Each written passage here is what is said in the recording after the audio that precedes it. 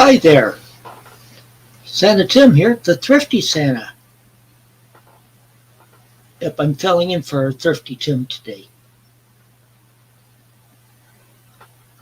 And I see I have a viewer there. I have a link up if you want to join me in this video. As I said, Thrifty Tim said in the video a couple of weeks ago, how we're going to show Christmas music this time around. Well, I went through my Christmas records, picked some out, and some of my Christmas CDs, and I'll be showing them. And I'm just waiting for some others to join in. Okay, we have 2 people out there now. I do have the link up on the top up there, so. And also, if you didn't see my video I made last week of my birthday week in music halls, I have the link there to see it right there to the video. And I have James here. Hey, James. Hey, how's it going? Santa Claus is in the house. Oh, just a minute. I don't have my speaker on. All right. Okay, I'm good now. Santa Claus is in the house. Oh, it's Santa Tim. Santa Tim today. So can we ask you what we want for Christmas? I don't know. I was going to say, have you been nice this year, or do I have to ask your mom? I've been good this year. What do you think your mom would say? She would say the same. You sure? Yep.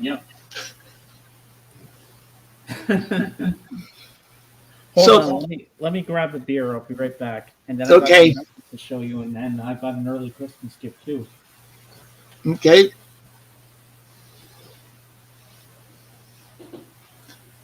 So I see there's another viewer out there. Is it Calvin, or I have no idea? But if you want, that link's up above so that you can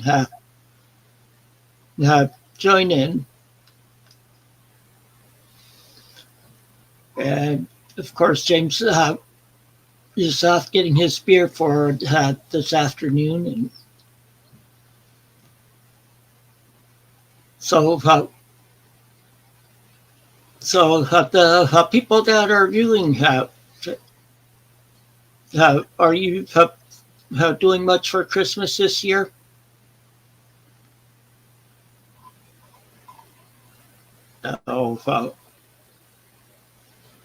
Yeah, see, with me, it's just my family coming to or just my family together. It's my wife, me, our son and daughter, and our son's fiance. So it's just us 5. No, all of us are fully vaccinated. I even got my booster shot, and my wife got it long before me. Well, James, I got my booster shot last week. Oh yeah. Yep. That's good. Then yesterday I had to get a stress test. Ah.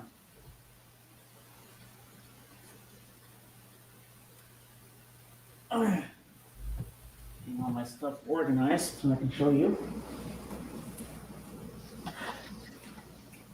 Okay, first we'll start with what George Mandel sent me today.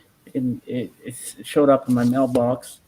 So he gave me this little "Make Me Big Please."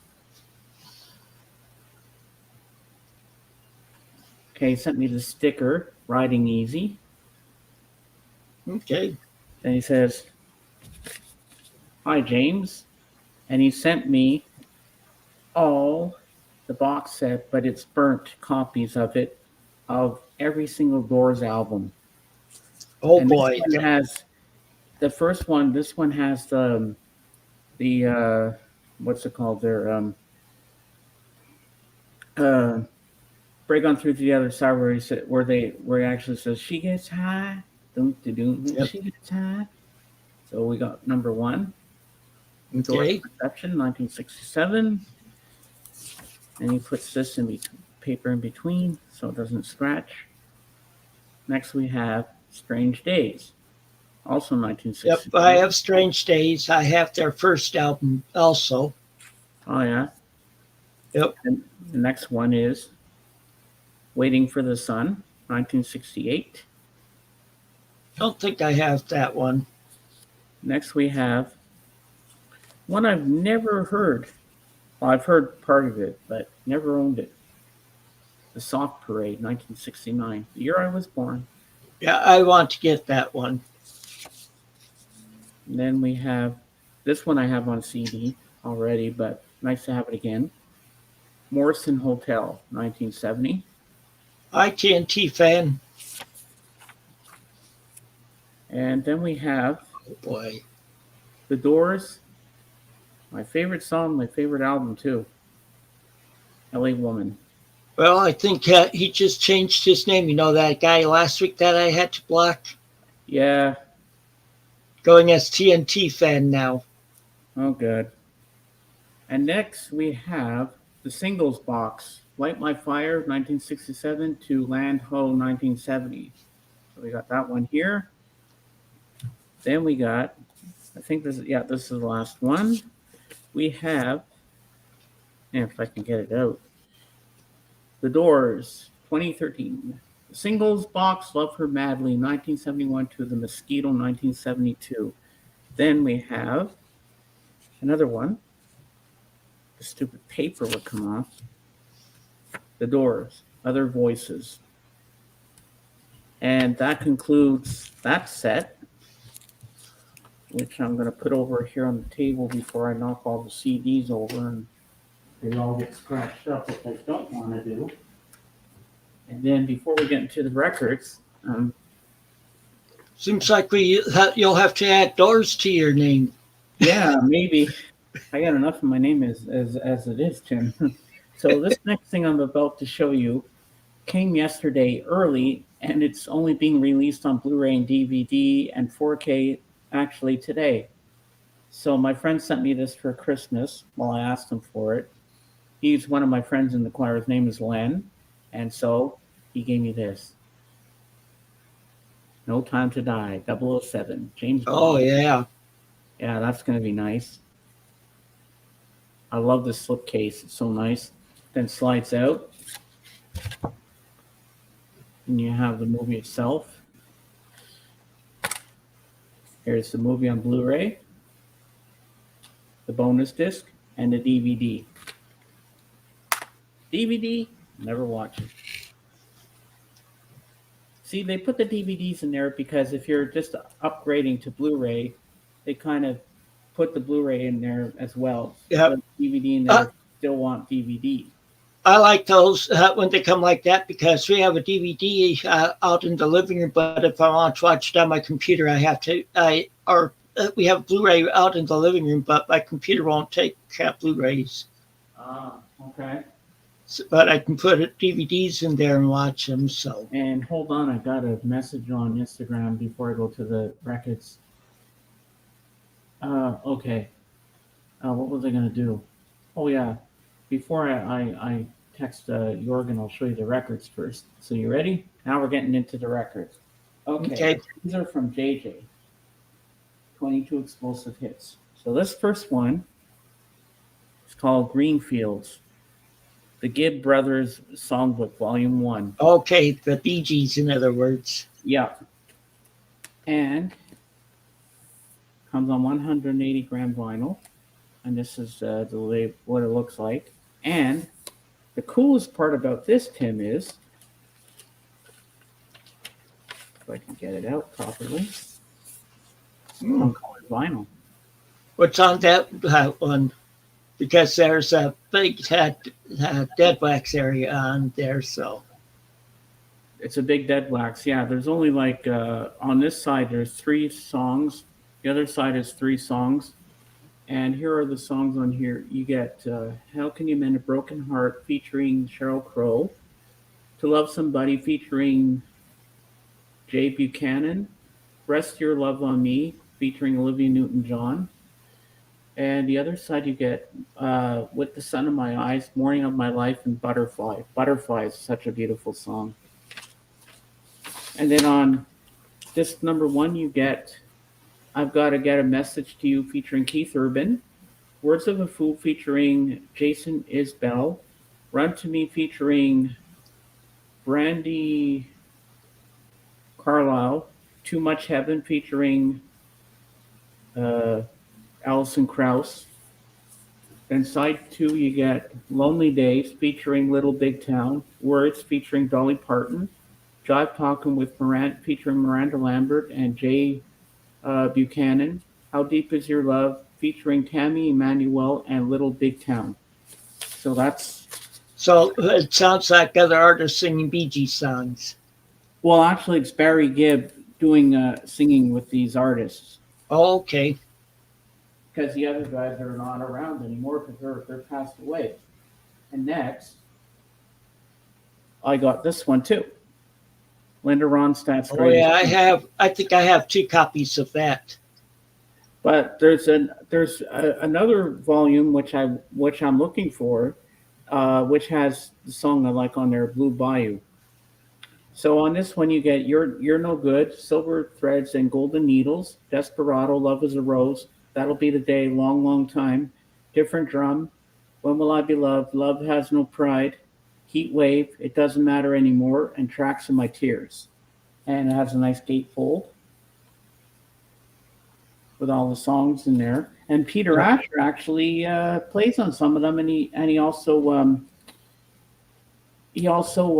produced some of them. Yeah. So here's the sleeve. And you can't forget she does Michael Nesmith's song on there too. Yeah, and here's the record label. Different drum. Asylum Records. So we got that. All right, let's put this back in. And now we go on to the next one. Whoa, don't fall over. I haven't even had a sip of my beer yet. Next we have, he was the former lead singer of I have that album too. I got it when it first came out. Oh yeah. And next one, you're going to recognize this one. And so far, this has been my favorite album. And I want more Moody Blues. Oh yeah, I have that album. Yeah, this is great. Mm-hmm. And my favorite song on here is The Story in Your Eyes. Oh, good song. Yeah, and next we have Jefferson Starship, Red Octopus. If I have that one too, seems like you're digging into my music library. Pretty much, yeah. And next one, this is my first Who album I've ever had. It's on 180 gram vinyl. It's a double album. The Who Sellout. Okay, I'm still trying to find that within my price range and in decent condition. This is funny, him being in the Heinz Beans. Mm-hmm. And here's the back. And the gatefold. And so here are the songs on it. I can read them to you. LP1, the original album in stereo, side 1. Armenia, City in the Sky, Heinz Baked Beans, Marianne with the Shaking Hand, Odorano, Tattoo, Our Love Was, I Can See for Miles. I Can See for Miles and Miles. Oh yeah. Side 2, I Can't Reach You, Medak, Relax, Silius, Stingy, Sunrise, and Rael 1 and 2. LP number 2 has bonus tracks. Marianne with the Shaking Hand US single version, Someone's Coming, Summertime Blues, Glittering Girl, Early Morning Cold Taxi, Girl's Eyes. And then side 4, you get Coke After Coke. Hey, Calvin. Hey. Hey. Things Go Better with Coke, In the Hall of the Mountain King, Jaguar Rail IBC remake. So that's the Who.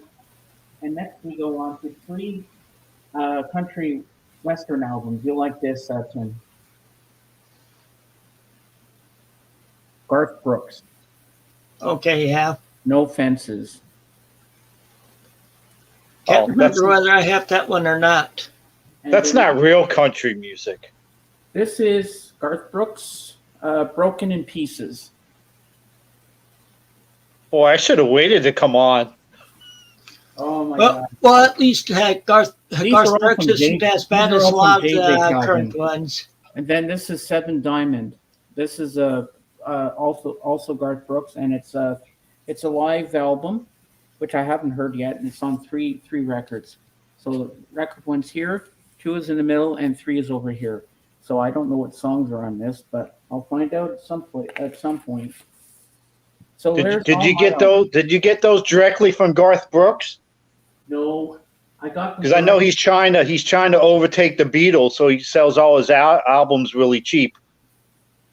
Well, or he makes double albums and counts each one as an individual, so he can get more sales.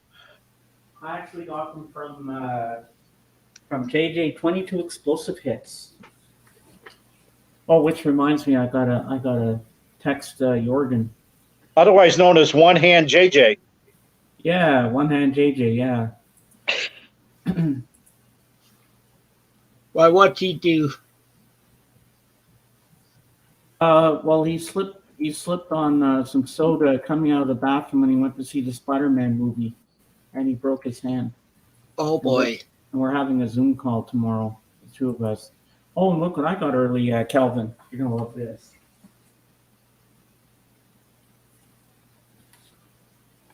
My name is Bond, James Bond.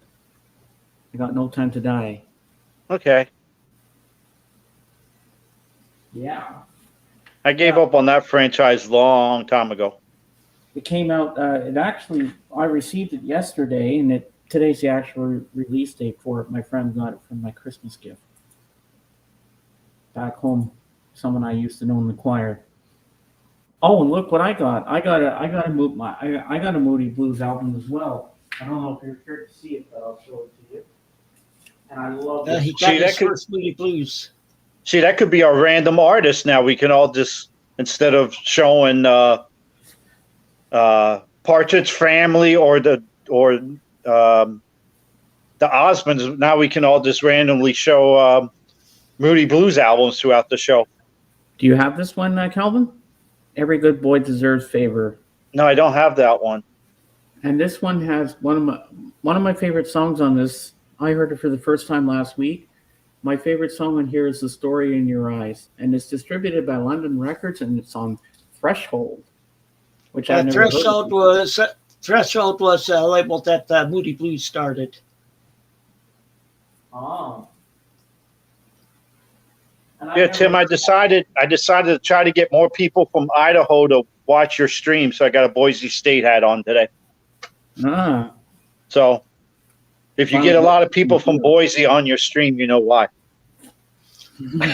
So did you have to watch a video that I put up last week? Well, yeah, I think you both did. I think both of you had commented on it. Yeah.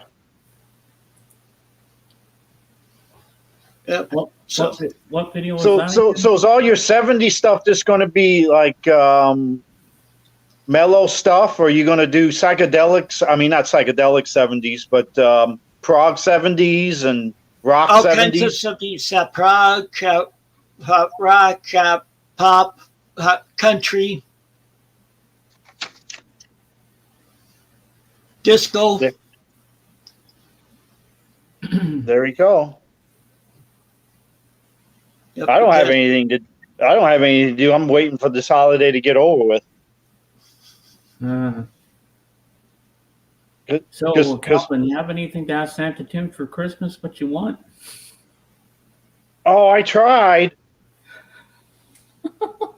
I sat on his lap, and because there's a Joy Division. Well, I think it's a Warsaw album, but it's one of their early EPs, and I asked Santa that I wanted it for Christmas. He said, "How much is it?" And I said $3,000, and he just threw me off his lap. Oh my God! Before Santa threw him off his lap, Calvin started peeing on his lap. Boy, that's pretty pricey for an album. $3,000. Oh, because it's rare. I wonder if anybody would be nuts and crazy to actually buy that thing. I don't know. People have it. They must have got it somehow. Yeah, some people are desperate, or They all couldn't have been living in the 70s in England. You can almost buy a house for that much money. Because Georgia division was never that big, so they're bigger now than they were when they were existing. Yeah. Maybe they were trying to sell it so they can get 3 of the George Harrison crates. But that made me think of a question for Jurgen when he does his Q&A. Most expensive record he ever bought. Or most he paid for a record, actually. Not most expensive record. Because that could go up in value after you buy it. Why don't you answer that, Tim? What's the most you ever paid for a record? Hey, Edward. Hey, Edward. Most I've ever paid for a record? Probably like $25. $25? Yeah, that was back in the 80s for a Oh, GLP wow. set. Mm-hmm. Boy, now you make me look foolish. Yep. But yesterday I did had to go through do the stress test. I hear you've gone through that experience. Did you actually do the stress, or did they like inject you with some sort of thing that makes you feel like you did the stress with test? this stuff because they saw me with the cane and they figured I couldn't do the treadmill. Yeah, see, I don't get to do the treadmill either. Yeah, 'Cause they might do it if I get another stress test. I might do the treadmill because now my heart rate is down from my procedure. Oh, yeah. well, Because before my heart rate was, because they want you, when you're on your treadmill, they want your heart rate to get to a certain, I don't know what the number is, but they want it to get you to a certain number, and basically my body at rest, I was basically at that number. Wow. Because when I'm out of rhythm, my heart beats really fast. So there are some places that have like the bikes, the concert bikes or whatever, you know, the ones that you sit down in like a seat with the back on the seat and and they have like those are exercise bikes for the doing the stress test at some places. If they had that, I could probably do that. Yeah, you could. I've never had a stress test. I don't even know what it is. I think the injection's more fun because then they give you Diet Coke afterwards. Ah. Well, they gave me a choice of coffee, hot tea, hot cocoa, or cola. Okay. And what did you pick? The cocoa. It was cold out yesterday here. Oh, I can imagine it would be. It was freezing yesterday when I had my dog Sadie out. My hands were frozen. I felt nauseous and dizzy when I got home. Oh, you guys will get a good laugh off of this because we had rain come in last night and early this morning, and I think we're only like 70 today. But I was watching the weather to see, what the temperatures would be, and the weather guy goes, "Oh, it's going to be a chilly day out tomorrow. The highs will only be in the mid 60s." That's like a heat wave for us. We're supposed to get into the 50s again, like tomorrow. Yeah, we're supposed to be really cold Wednesday morning, and then it warms up to about 70. Yeah, the weather's just been so weird this year. Then with all these tornadoes we've gotten this like in the one that put Kentucky, in Indiana and Kentucky and Southern Illinois. Mm-hmm.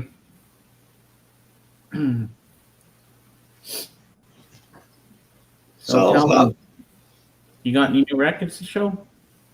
I have some. Next week, I think next week's show is going to be a really big show. Oh, showing what you get for Christmas, huh? I'm probably going to put everybody to sleep next week because I got because Record Crate's been doing $1 CD sales. Oh wow! So I just paid off my invoice, and I think he shipped it today. So hopefully I get it by Monday. But I have 1, 2. I think I got 3 records coming, but I got 17 CDs coming. Wow, that's a lot of CDs. So, well, they were $1 a piece. Yeah, that's not bad. Some of them were because they're artists that don't sell it, and some of them are CDs that have seen better days. But he's pretty sure they'll all play. So, well, I'm not sure how many of you guys are. I know one James will definitely recognize. I'm not going to give it away. Teaser for next week. Oh, I can't wait! I'm excited. But I might have quite a few next week also because at Price Books Outlet they have a sale. They have this every year going from the 26th through the 29th. Everything in the store is half price. And then by Tuesday, I should have a record coming from Michael Pilmer. Because he has a eBay account. Because he sells stuff, and you probably missed it, James, because that's when Rachel was showing. She had the map. I don't know what you call that. What she does. When she was showing the areas of Southampton. I was there. Yeah, but I'm saying in the chat, Pilmer came on. Yeah, I saw him there. And first thing I said, thank you for letting me steal an album from you. because it was an artist that I like, and he had it cheap. And then I don't know if you guys know how eBay works, but somehow if you show an interest in a record and you hit the little heart sign, I guess the seller gets notice of it, so they can go and send you a private message and give you a discount from what was the original sale price, and you get 48 hours to decide if you want the sale price. Mm-hmm. So I always thought it was an undervalued album in the first place. Then now I got it 10% cheaper. Wow, that's pretty cool. I made you big because at first maybe you were going to sell some stuff. Yeah, I am. Now. But I just felt like talking. I'm sorry. That's okay. Yeah. I like how you just lead up to it. It's really cool how you did that. But let's start. I'm gonna go start with the best thing first. All right.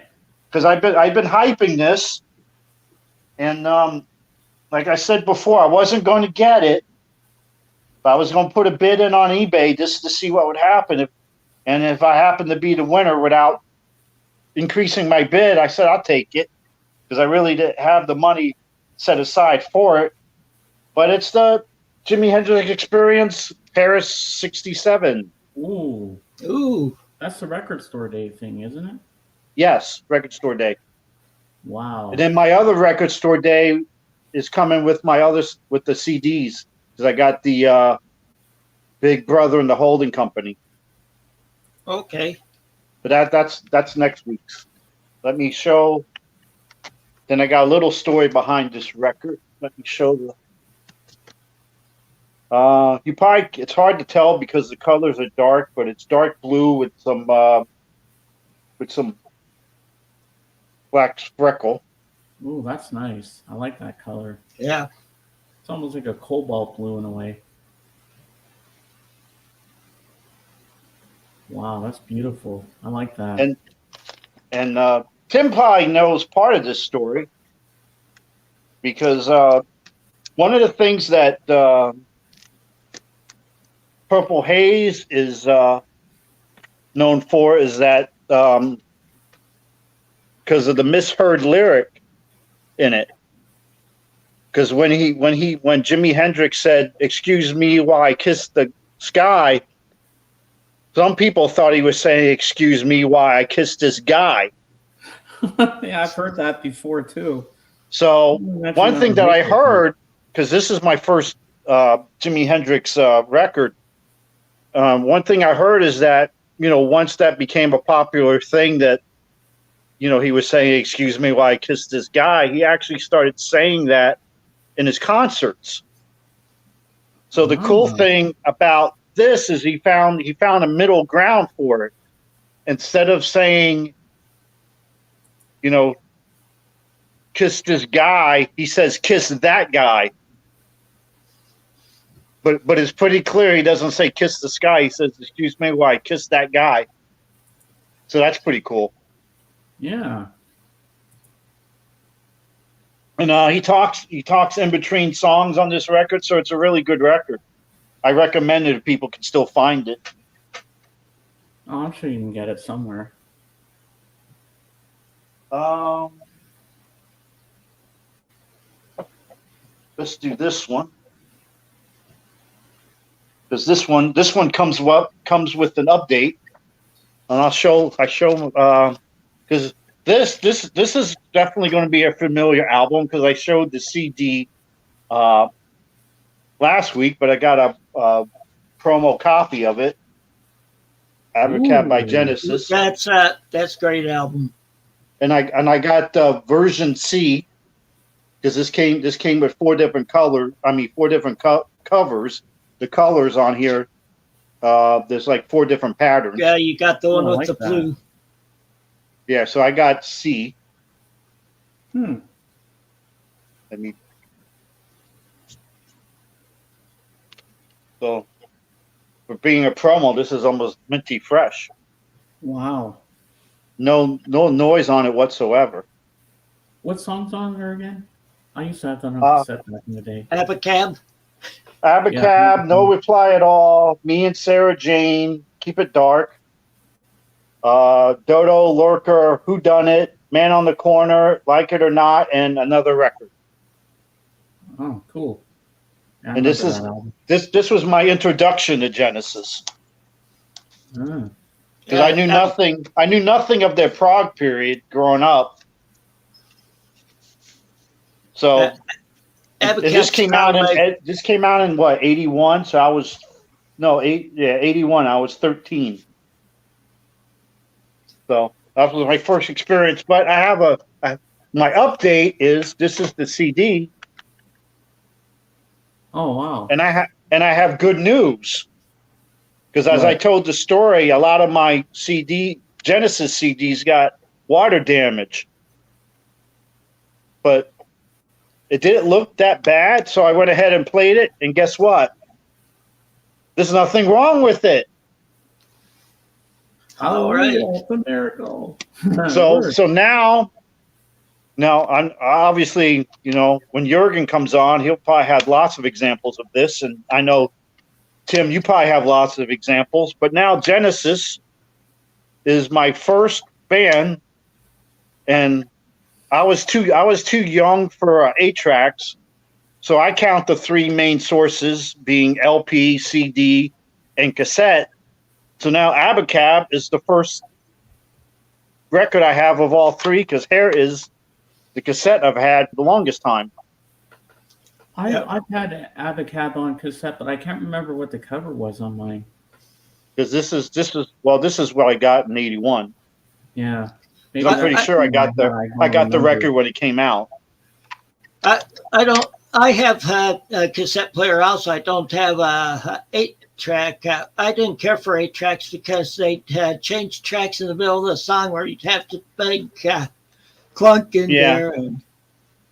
Yeah, I was too late for 8-tracks when I actually started buying stuff. My sister had 8-tracks. She probably doesn't have them anymore. Well, they'd be quite worth something if you have one nowadays. Yeah, there's people that still collect 8-tracks, so. Yeah. Hi, well, Dave. How are you doing reel today? to reel. Hey, Dave. So are we doing Christmas records now, Tim, or are we going to do them later? They'll do them now. Okay. Well, I don't have any Christmas records to show. So I tried to get Elliot to come on because I wanted to give him a shout out because on one of his live streams where he plays music, he played this particular artist that I knew about but never paid any attention to. And I really dug the stuff that Elliot played. So then just a couple days later, Record Crate had this on one of his sales. So I bought it. Emmylou Harris. Oh, yeah, that's a good one. I have that one on cassette. Light of the Stable. Yeah. Oh, I think Rob the Wax has that album too. And I think Willie Nelson sings backup, I think, on a track.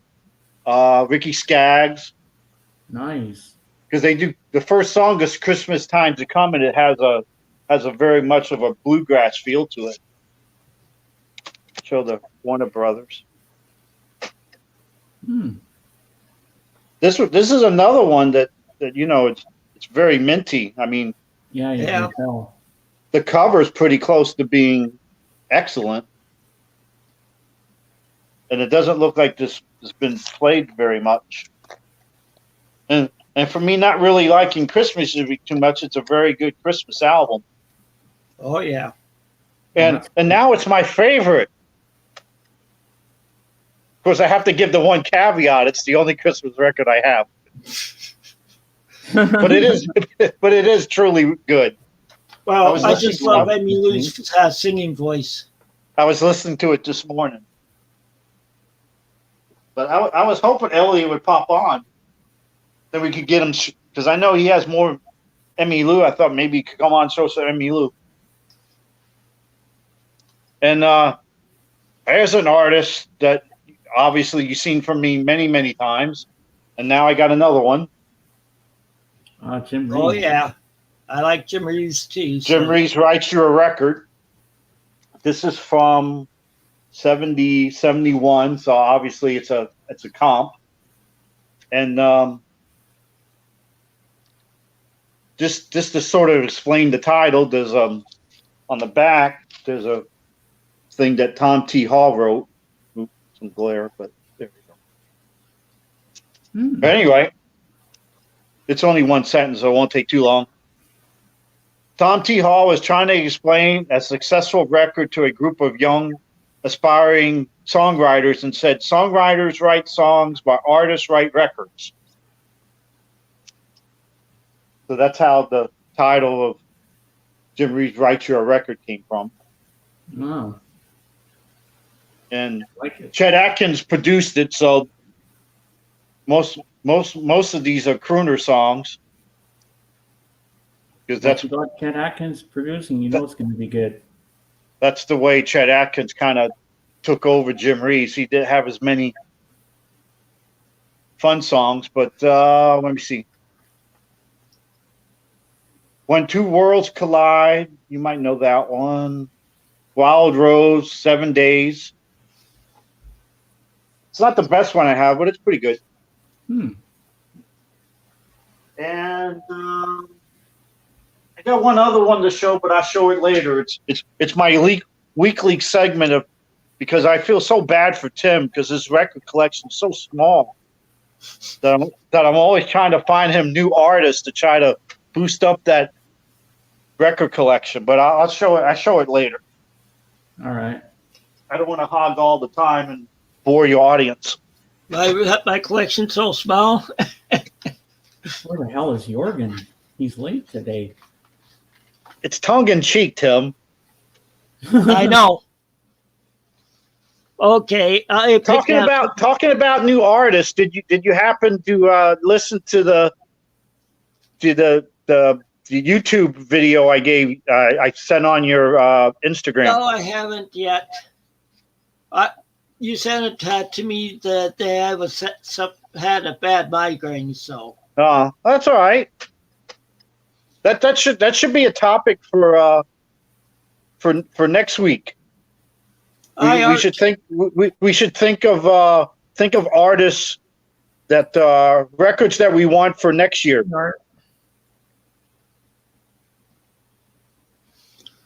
Okay, well, I'll make myself big now. Right now I'll show you the records that have some of my favorite Christmas records in my collection. All right, sounds good.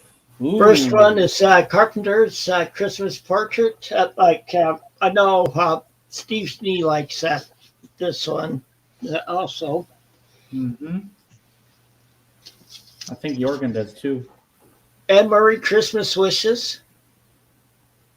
Wow. I've seen that. You can. Record Crate has Another that showing when he does his live streams. You can see it in the background. Christmas with and Campbell.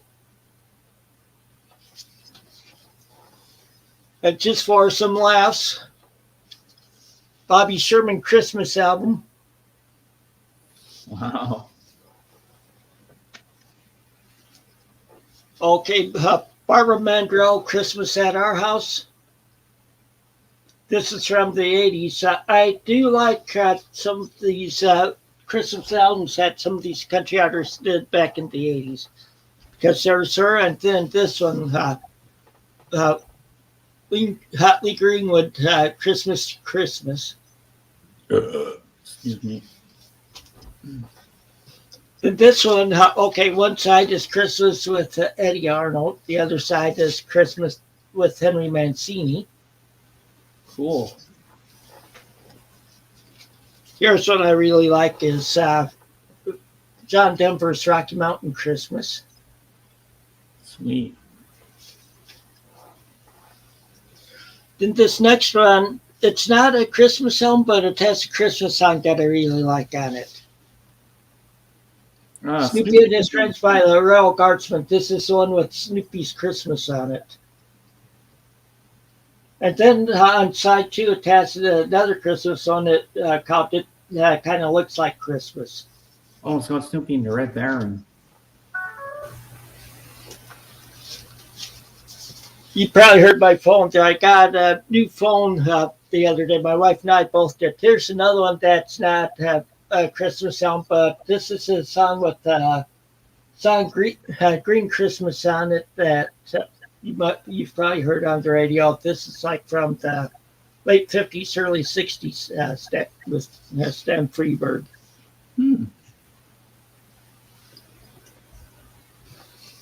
Another one that Steve Snee likes, the New Christy Minstrels, Merry Christmas.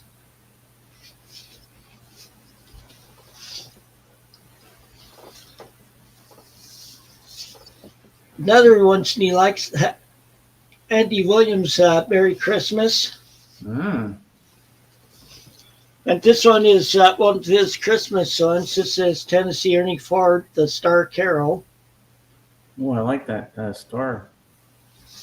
That must be the Star of Bethlehem. Okay, next one is Buck Owens and his Buckaroos, Christmas with Buck Owens and his Buckaroos. Nice. Now for various artists one that I like, this is The Sound of Christmas, Volume 1. I also have Volume 2, I just don't have a cover for it.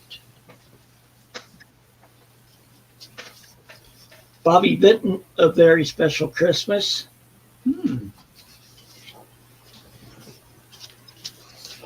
And earlier, a little bit ago, Kelly mentioned Chet Atkins. Yep. Christmas with Chet Atkins. Nice. I like that album cover.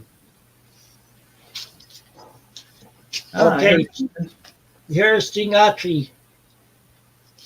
Rudolph the Red-Nosed Reindeer. Sweet. Hey, Steve, how's it going?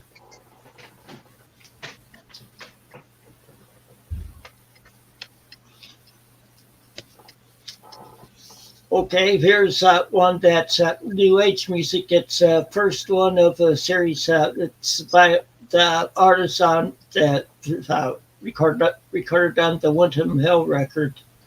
This is called Winter Solstice. And the last one of the records I have is German one. This is Christmas Greetings from Germany with Will Glahe and his orchestra. I have a few albums by them. Then I pulled out some CDs too. Oh, nice. First one, Mannheim Steamroller Christmas. And of course, I have to have Elvis' Christmas album. I had that on record on a vinyl when I was a kid, that one. Here.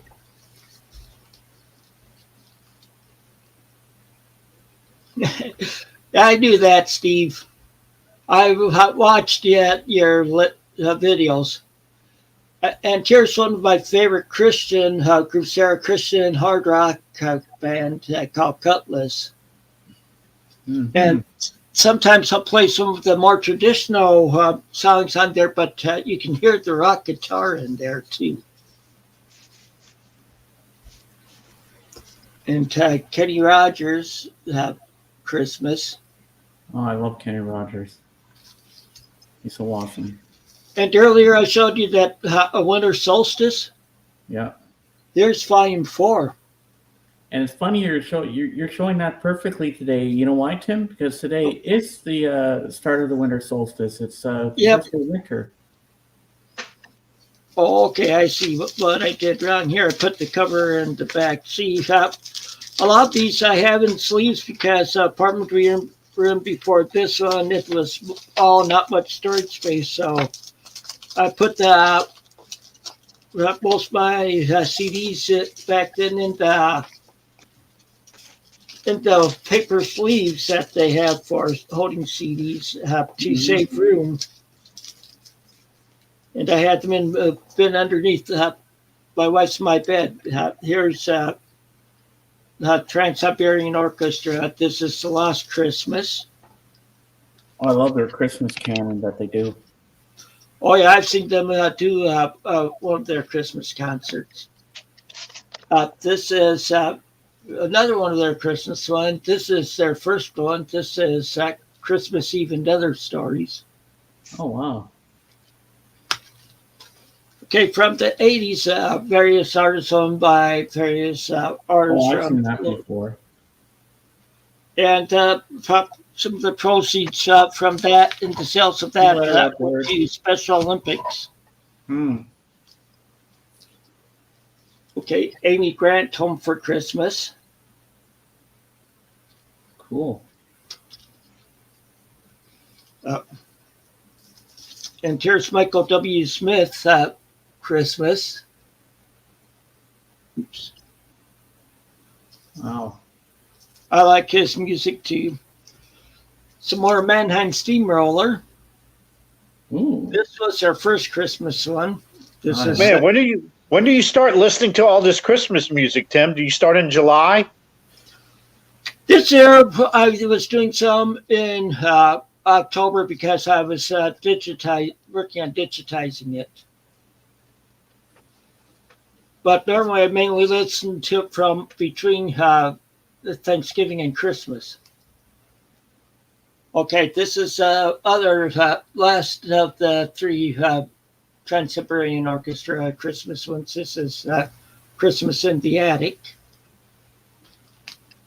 Man, I think you got more Christmas CDs than I have CDs. Wow, Stephen Schnee is all excited now because there's a lot of CDs here. This one is another one I like. It's various artists. It's called Tennessee Christmas. It's various country artists. This is from back in the 80s. Nice. Okay, another Trans-Siberian Orchestra. And this is one that I recently got. It's Christmas in the Air. Sweet. Where the hell is Jorgen? He's late. George Strait, Merry Christmas to you. No, he's... Maybe Jorgen's asleep now. Yeah, or I had dinner and he forgot about us. Well, I sent him a message on Instagram. So Or maybe he's on a hot date. Well, maybe he had all that problems with StreamYard. Maybe now he can't get on StreamYard just to see Tim. Yep. And this is Alabama Christmas. I know, because I was trying to help him with that yesterday. Okay, the last Anaheim Steamrollers I have, this is live. Oh, nice. Christmas Live. And the last of the CDs I have so is Ronnie Millsap Christmas.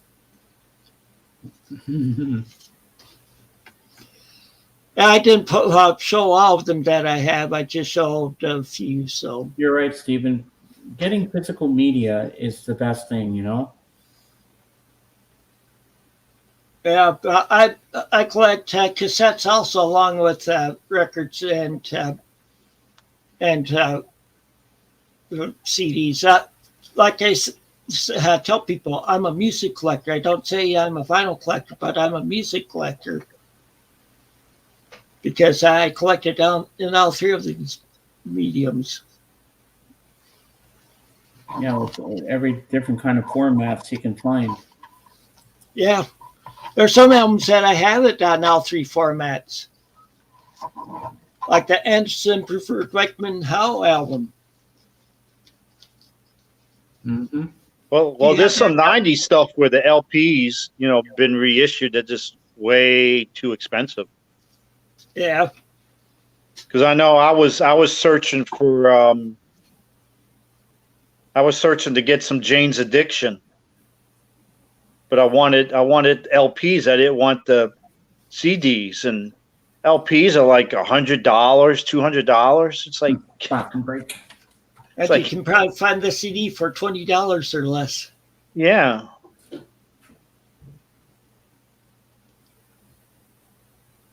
So, what are your plans for Christmas, Calvin? I'm not doing anything. Just staying home and watching sports? Because I'm not going up to my sister's. My sister's in New Jersey. Oh, okay. This would be my third Christmas since my mom died. My dad's been gone. I got some cousins in the lower part of Florida, but I'm not going to go down there.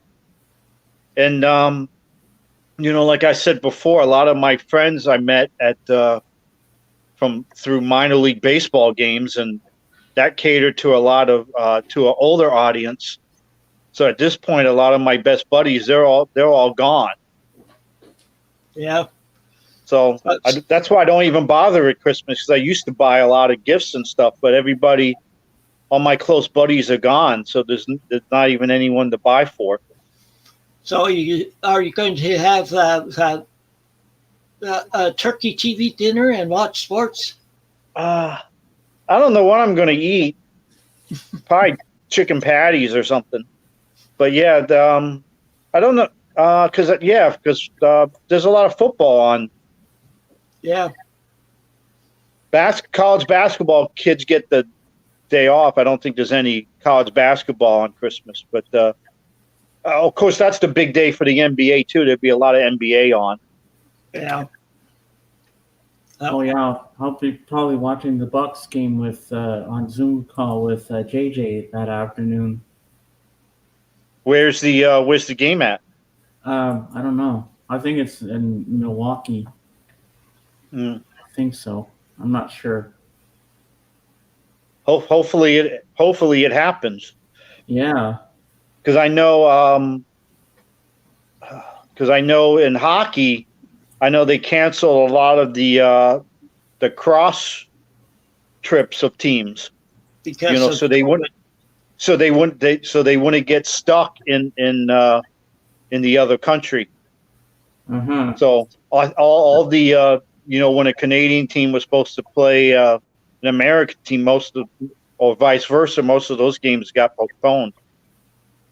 Yeah, because they didn't want the team to come up to Canada and get stuck. and then not allowed to come back down. Yeah, sort of like Doc was concerned that when he came down into the U.S., he wouldn't be able to get back into Canada a couple of weeks ago. Because COVID in sports is really getting bad. Oh yeah, a lot of teams are having to cancel games. Because there's still. I'm sorry, Tim, I interrupted you. There's still NFL games from this past week that's today. There's 2 NFL games today. Wow. Seattle's playing. I forget who Seattle's playing, but there's 2 games today that's still last week, and then Thursday starts the new week. So who won the game last night between the Vikings and the Bears? I don't know. I was watching Browns and Raiders. Raiders won with a last-second field goal. But I wasn't watching Bears because, like I said, the Raiders game got postponed, so that they played that last night. Okay. So ESPN had the Monday Night Football, and then NFL Network had the Browns and Raiders game. Okay. Yeah, sometimes you just have so many choices to pick from that you just don't know what to pick, huh? But I know English Premier League. I think they're postponing a bunch of games because of COVID. They usually take a break, but they're taking an early break. I know what they said. In hockey, they've been having teams that are having to take breaks because of COVID, also. Yeah. And NBA. Yeah, because Thursday there was a game the Raptors were supposed to play, but it got postponed. Yeah, that's when the team down here was supposed to play, Orlando. Yeah, because I'm about an hour and a half away from Orlando. Because I think yesterday I looked at the score, and the Raptors beat the Golden State Warriors. They beat Steph Curry, the best 3-pointer guy. I was like, wow, they beat the Golden State Warriors. I was like, yes, go Raptors. Because living down here, I get all the Orlando Magic games. Oh yeah. Not that I want them. They give them to me anyway. They stuff it down your throat. They don't ask my opinion. Right? They stuff it down your throat. Yeah. Because unfortunately, that's one of the sports that has the territorial restrictions. I wish it was like baseball. Because the Marlins, as far as Florida baseball, the Marlins started first.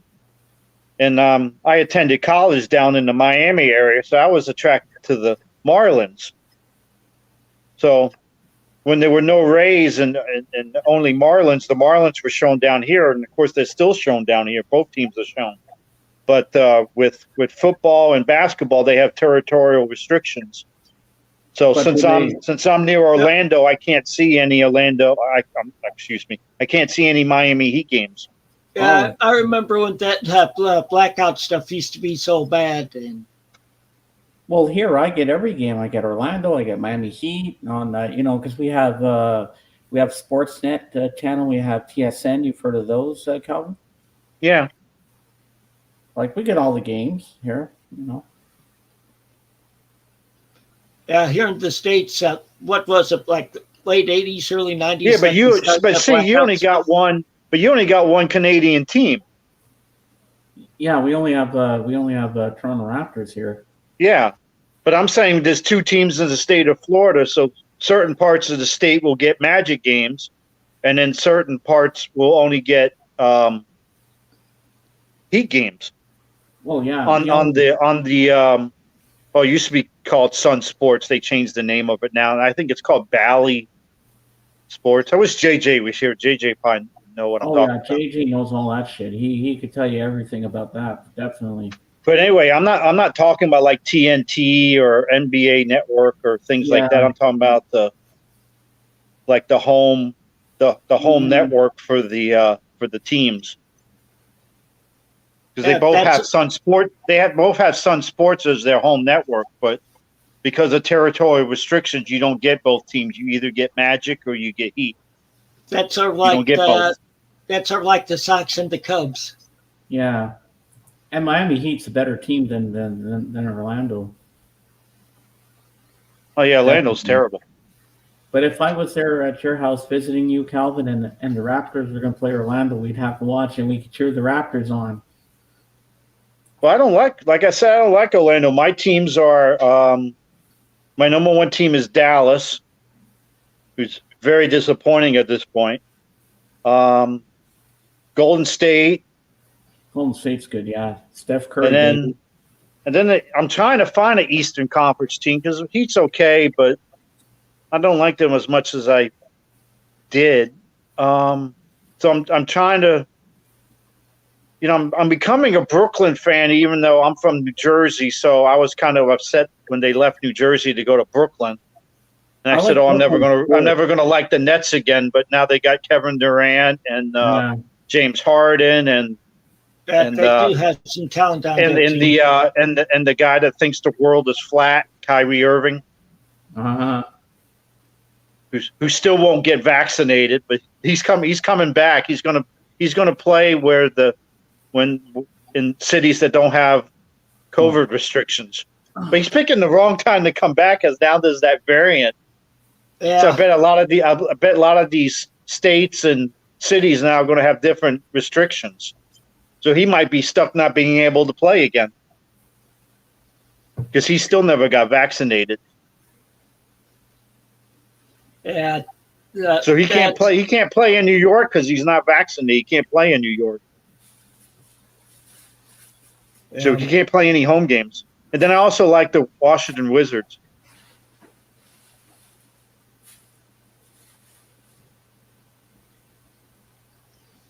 But I mainly watch college basketball. Oh yeah. Because before I turned on the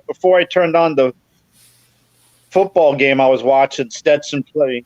We were talking about Miami. University of Miami was on. They were playing Stetson, which is out in DeLand, Florida, which is past Orlando, further west, further north, further west, like another hour near Daytona Beach. With the name Stetson, I figured they'd be from Texas. No, I don't know how they came Stetson, but I know the nickname's the Hatters. They're called the Hatters. But I'm not exactly sure how Stetson got their name. Something to research. Teaser for next week. Something to bore the audience with. They can tell them how Stetson got their name. I'm doing my best, Tim, to reduce your audience as much as possible. Well, it's still at 5. Oh, I got some 45s I forgot to show. Can you make me big again? Yeah. Nothing to do with Christmas though. Okay. And well, I showed this one first because the other two are related. This is Andy Gibb, Shadow Dancing, and the flip side is Let It Be Me. Yep, I have the album with it on.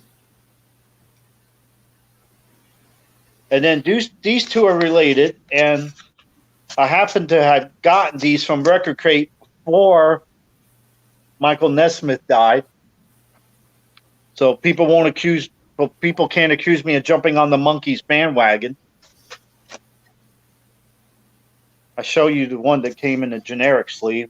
Yeah, a little bit me, a little bit you, and the girl I knew somewhere. Okay. Cold Gems. Yeah, I have little beat up, but it plays. Oh, Bip Bop Boom should be here for this. I have like 4 Monkees albums, and then I have a Michael Nesmith album. I have one too. I might dig it out later. Oh, and I have a Davy Jones one from before the Monkees. And then this one I got. Well, songs are cool on it, but it actually came with a monkey sleeve. I'll pull it out in a second. But that is so. Then cool. I have an opinion on this too. Going Down and Daydream Believer. I love Daydream Believer. One of my favorite songs. Uh-oh. You might not like my comment. Let me show the... You can still say it, Calvin. I'm not going to hate you for it. Okay. I still love you. Okay, so my comment is that, obviously Daydream Believer was a #1 song. Show them again. I didn't think I showed the other side. Okay. But Daydream Believer was a #1 song for them. Going Down, I think, made it to a number 103. Wow. And I need Psycho Platters for this because he'll probably agree with me, and maybe Tim does too. But I think Going Down is the better track on this. It's the better song. Yeah. Daydream Believer is kind of slow. It's boring. I can't really say that because I've never heard the other song, so I can't really see say with anything me about though. it. With Daydream Believer, it was written by John Stewart, formerly of the Kingston Trio, and I like his records. Hmm. Oh, that's right. Yeah, it does say Stewart on here. I was thinking of a different song. I was thinking Neil Diamond. Neil Diamond did a different Monkey song. Yeah, he did their theme song. And I also liked I'm a Believer. Then I saw her face. Actually, that's the one that Neil Diamond did. But anyway, Going Down has, he's a woman. Well, I forgot the woman's name. I didn't write it down, unfortunately. But it's really sped up lyrics. He almost like more than sings. It's almost like a scat kind of song to it, and it has in the middle. It comes in with a nice horn section. Sweet. It kind of marks the, well, I don't know if it marks the beginning of the, because this was during Pisces, Aquarius, Capricorn, and Jones, which was quite psychedelic. So Going Down has a psych feel too that Daydream Believer doesn't have. But I think they could have taken the song about the stupid pig off Capricorn or Pisces, Aquarius, and Jones and put Going Down on there. Because what's the name of that, Tim? Peter Percival's pet pig, I can't Porky? remember. But that little ditty is stupid compared to Going Down. Like I said, I think Going Down's the better song. I think that should have been the A side. Because that's just me. Mm-hmm. Because I'm a sucker for horns anyway. So I've seen that at times, Steve. I like horns too. I have most of Chicago's albums through 19, or I have around all them through 19. I have like 3 albums by the band Chase, and I have some Ides of March. Oh yeah, I have one of the Ides of Marches too. I wish Psycho Platters was here because he probably could tell me where else I can get Going Down. I know they did a deluxe version of Capricorn, and it's on there. I don't know where else it is because it was on this single, but it was never on I don't think it was never on a studio album, and I don't know if it's on a greatest hits or anything. Do you have anything? I know else it was on the TV show. Because it was on one of my favorite episodes.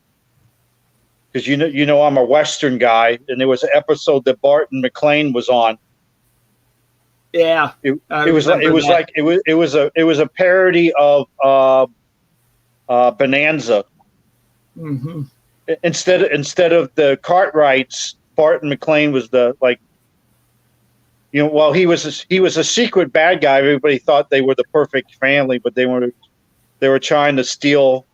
I think it was in the show. I think it was Mike's characters. I think it was his aunt or something that had property, and it was under an oil field. So instead of the Cartwrights, they called Barton McLean's little family the Cartwheels. They were the Cartwheels. They were trying to steal. They were trying to steal the home because they had oil on it. So, do you have anything else to show, or? No, I just have that. I just have those one band I want to show later on. I can do it later. Okay, I'll make you smile again. Because you can make me small. I can look for my Michael Nesmith solo record. Okay. So I don't know. People probably like the view better when I'm not on it. So you might get better ratings when I'm off my chair. Well, Tim, I have someone I want you to meet. Someone I don't think you've seen before. Hold on, I'll get her to come.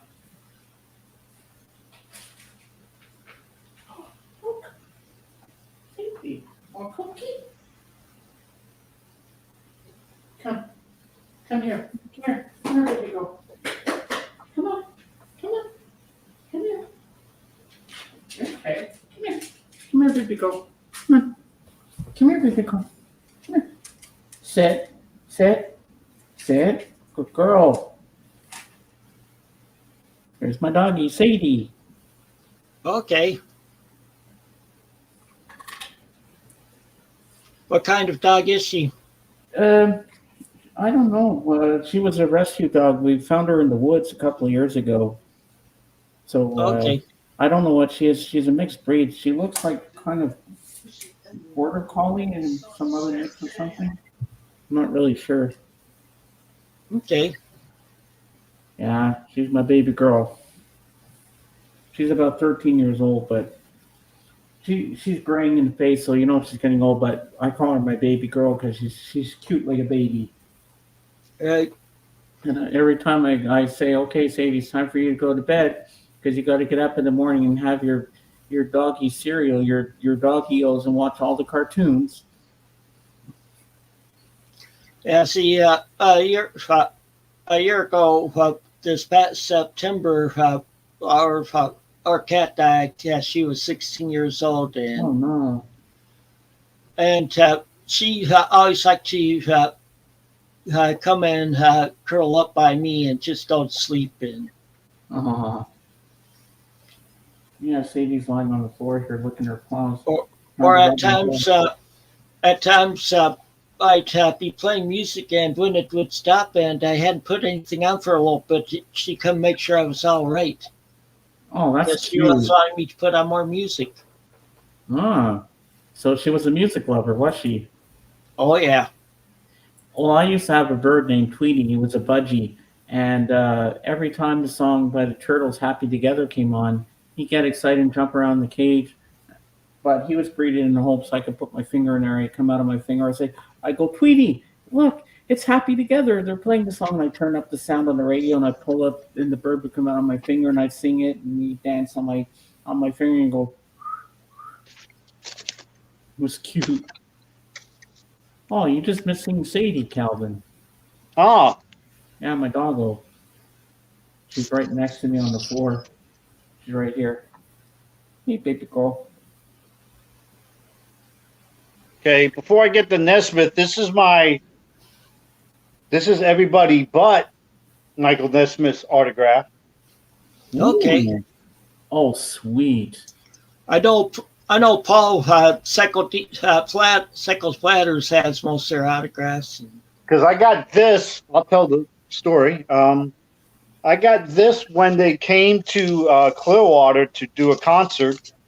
No Mike, the other three, and Weird Al was opening. And oh my God, that was probably good. yes, it was very good. And it was at a smaller venue, Ruth Eckerd Hall. People, Florida, probably know about that. But anyway, I already had me and my high school buddy. We already had tickets for the second show because at that time they did two shows, and I had tickets to the second show, and then the Monkees were on.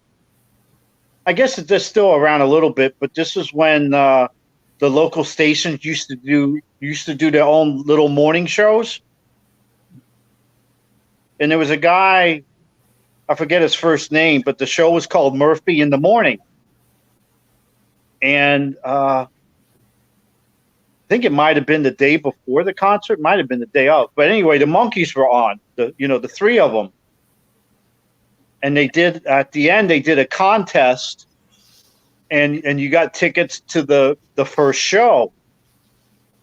So I went ahead and called in, thinking, "Oh, I'm never going to get through." And then I was the lucky caller, got the trivia right, and ended up with tickets for both shows. Sweet. Did you get Okay, those, Dave's autographed asking you a question out here for Calvin. Did he live? Didn't Davey live in Florida? That I don't know. Maybe. I know who did live in Florida. One of your buddies, Tim, that just died not too long ago. Who's that? Graham Edge lived in Florida. He lived in Bradenton. Yeah. He lived in the spring training home of the Pittsburgh Pirates. He lived in Bradenton, which isn't too far from me. You just go over the Skyway Bridge, and the first exit takes you to Bradenton. But anyway, so I just showed this real fast, just because I was talking about it. Then I can read the title of the song I was trying to think of. This is Pisces, Aquarius, Capricorn, and Jones. And yeah, here's that stupid song. Peter Percival Patterson's pet pig, Porky. And the name is longer than the song. They should have put "Going Down" on the album. Shame on them. Because I guess not Mickey. I guess Peter wanted something on the record. Wow. Who wrote the song? That was his singing. Well, not sing. He wasn't singing. He was talking, but that was his vocal contribution, other than backup singer. Who wrote the songs for the Monkees? Who was the main songwriter on there, Calvin? It's probably Voice and Heart. At first, it was just some that studios hired. Like I know, like Neil Diamond was one of the people that they get songs from and stuff. And yeah, most of the stuff was Voice and Heart. And then after, but then when our headquarters came out, they said that they wanted to have some of their own music and the albums stuff they did, and so they Mike had written a bunch of music by then.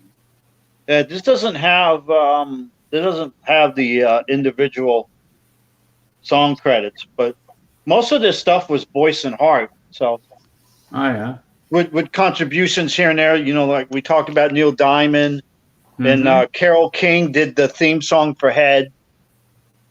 Purpose song that was Carole King, I believe. I think Doc has the movie Head on DVD, if I'm not mistaken. Yeah, I need to get the LP. I have it on the.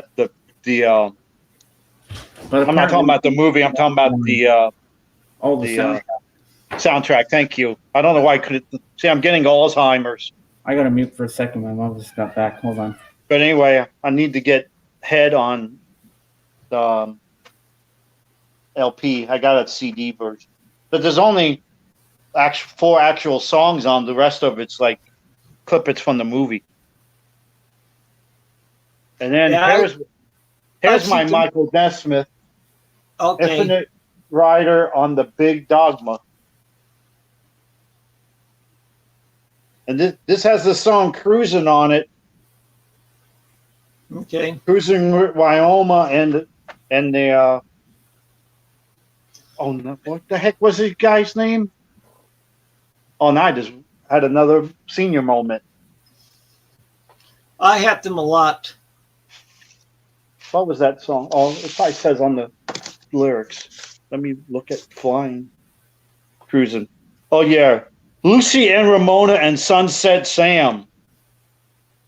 That was the characters in the song. Yeah, I don't know why I couldn't remember that. I have one of Michael's albums that's and the hits just keep on coming.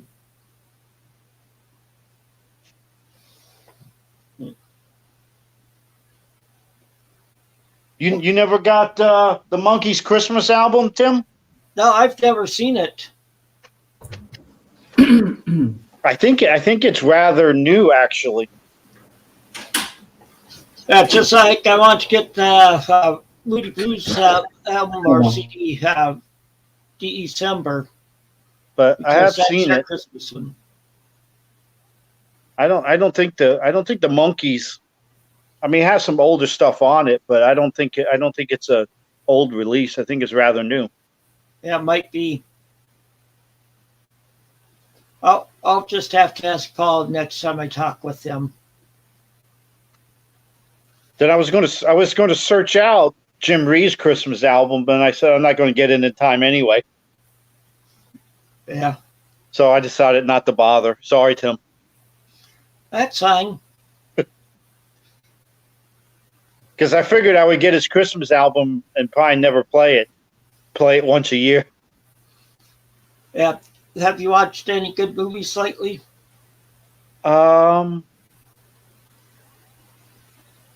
No. I did watch Voyage to the Bottom of the Sea again for the 8 gillionth time. Oh, yeah. Oh, I watched one of my Walter Pidgeon movies. I watched a Christmas one on Netflix the other day. That was hilarious. It's called Father Christmas is Back. It has Kelsey Grammer and John Cleese in it. Mm-hmm. I know AMC's been doing a lot of Christmas movies. And that's just hilarious. Those two always fighting and stuff, and their brothers in it. Yeah, I did see a Christmas movie I've seen before. I think it's one of Charles Durning's last movies, Boyfriend for Christmas. Okay. Where he plays Santa, and the story is about this woman who's, I don't know, she must be in her 30s by now or whatever, but she's getting teased by her family because she doesn't have a boyfriend. She had an ex-boyfriend that they're trying to hook up again with. Her family's her sister's trying to get the hookup back again. But the movie starts with her as a child, and she meets this boy that has a little sister that's afraid to see Santa Claus. She's afraid of Santa Claus. So she helps the little girl talk to Santa. And then Charles Durning is playing Santa and asks the little girl, what does she want for Christmas? And she says she wants a boyfriend. And then Santa goes, well, you'll get one when you're ready, and gave her this little, what do you call those things? The little glass snowballs? Not snowballs. Oh, snow globes. Snow globes, thank you. And gave her a little snow globe with a little inscription on the back. And as you watch the movie, you figure out that the boy in the movie is this guy that she meets in the movie. He's actually the boy that she met years and years ago. Then at the end they ended up getting together. Yeah, I remember but when you were talking about that, made me remember a movie that I've seen. It's been a while, but it has Wayne Osmond of the Osmonds in it, mm-hmm. And the name of it is It Nearly Wasn't Christmas, and it's pretty funny. Can't remember if Charles Durning is in that one or if it's in another one where he plays Santa Claus. He's played Santa Claus in more than one movie, I know. He's kind of a natural. Oh, yeah. He had the gut for it and everything. And the gray hair. It's funny. It's hard to, when you watch him later on in his life, it's hard to imagine that he was a war hero because he's so big. Yeah. And then it's also funny to realize he actually was a professional barroom dancer. just like Captain Kangaroo and Mr. Rogers were both the war heroes. But the reason why Mr. Rogers always wore a sweater was to hide his tattoos. Oh. He was a Marine in World War II. Oh, one thing I did catch over the weekend, it's music related, it's not a movie. It ties into the video that I gave you. Because late Saturday night there was a basketball game that ended around midnight, and I wasn't tired, so I was flipping the channels. And obviously you probably know the show, Austin City Limits on PBS. Oh yeah, they have some good bands on there. Yeah, it's a very, very long running series. Hold on one second.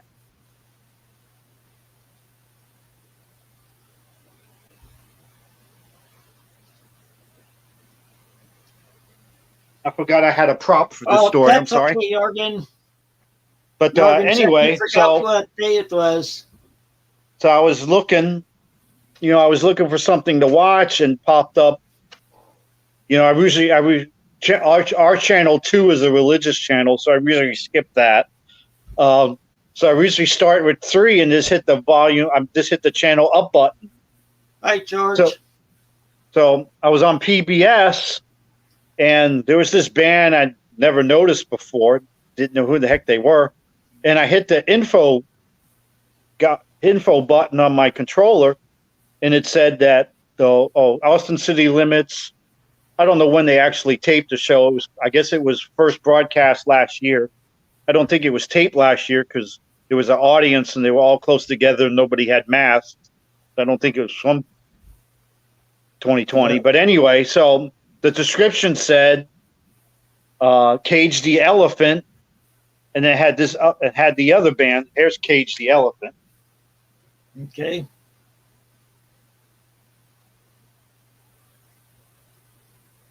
So by the time I got to the show, Cage the Elephant was already over. But I get that one PBS station, and then in the 600s, I get like 2 or 3 other PBS stations. One is they just show the kids programming.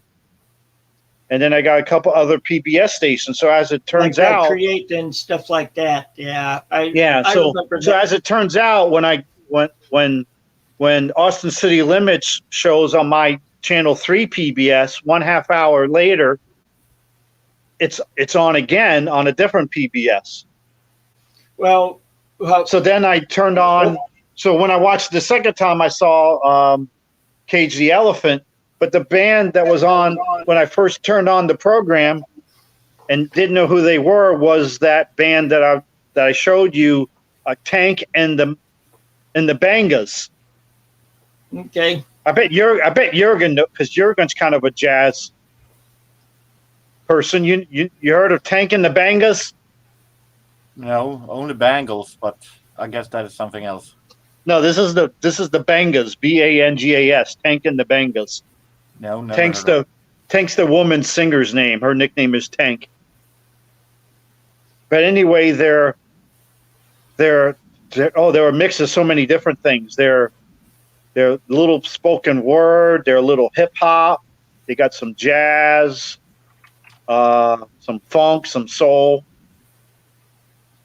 Very, very creative band. Never heard of. Oh, they got a horn section. They got a guy that plays the saxophone, and then he plays the flute. Then they have another guy that plays some brass instruments. And yeah, I think they're about 4 or 5 years old, but I never heard of them before until I turned on the Austin City Limits. But now they're one of my favorite bands. Well, Jorgen, did you see the video I made last week? Hey, Jorgen here. Birthday weekend record music halls. I haven't had the time, but I will at time. Okay, I showed a couple jazz albums on there. I picked up a couple of the Crusaders albums from the 70s. Yeah, I have some of those, yes, also. have to say to James, sorry, I forgot totally what day it was today. So Yeah, I said Tim's live, and I'm like, where the hell's Jorgen? Where is yeah, he? I forgot that it's Tuesday today. I've been all wrapped up with cleaning. Oh, So Jorgen, what did I got today? No, I got. Hey Tim, you want to chime in For to help what? Jorgen? That famous Tuesday song. You want to chime in? Tuesday afternoon. What did I got, Jorgen? You know that song, Jorgen? Tuesday afternoon. By the Moody Blues. No Time to Die. It sounds more like we have a Swedish song called something like that, Tuesday Afternoon, by a group called Stone Cakes. But it's not, the refrain goes exactly like that. It's Tuesday afternoon. So, have you had any new pickups, Jorgen? Oh yeah, George. Here's all the door stuff that you sent me.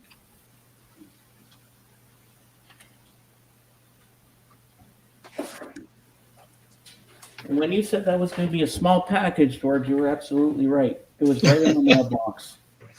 Who sent you that door stuff, James? George did. It's all the. Oh. It's a box set with every single Doors album. Yeah. George should listen to that the one album I showed a few weeks back, Phantom's Divine Comedy. He might like that one. I told James that he should add Doors to his name somewhere in there. I got enough names in my name already, so I don't think I could add another one. It's a little unnecessary since that all the names doesn't fit in the box, so people won't see it anyway. True. So you make it big if you want to see my latest purchases. Yeah. Did you figure out how to get the thing working yet, Jorgen? I haven't had the time. Today the only thing I've done today is put up an explanation on my channel. So I have a 3-minute video where I explain where I were and what will happen. Yeah, Well, George. Yeah, see, I was having a heart test at the hospital yesterday. But after I got home, I brought up my computer and saw that you had it scheduled, but didn't see anything of the video, and so I saw your video today. We had technical problems. I wasn't as I didn't know about StreamYard as I thought I did. So we never got the connection between StreamYard and YouTube. So I need to practice some more. I don't think that we celebrate Christmas here in Sweden this Friday, so I think it will be a little bit tight to do a new StreamYard before Christmas. Yeah, so maybe next week before New Year's. Hopefully. In worst case scenario, I will do a video, an ordinary video. But on to... Ooh, okay. Ella Fitzgerald, and it is, as you can see... Okay. Verb. Never before released live concert from Berlin. I'm making the tacos, George. I would assume that's not Berlin, New Jersey. No, it's Berlin, Germany. Okay. George, that sounds good. Verb release. Yeah, I was guessing it wasn't Berlin, New Jersey.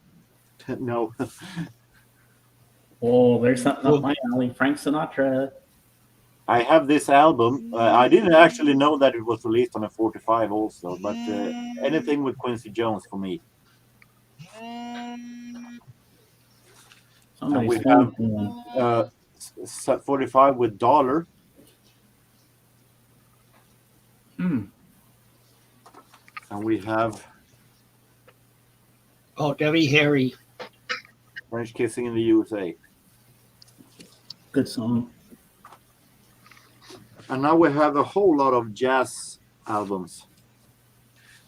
Paul Quinichette, which were Lester Young's follower, or you could say. Lester Young was known as the president. And since Quinichette were behind him, he was called the vice president. And this is an amazing album with a whole lot of organ. and really, really great. We have Illinois Jacquet, saxophone player.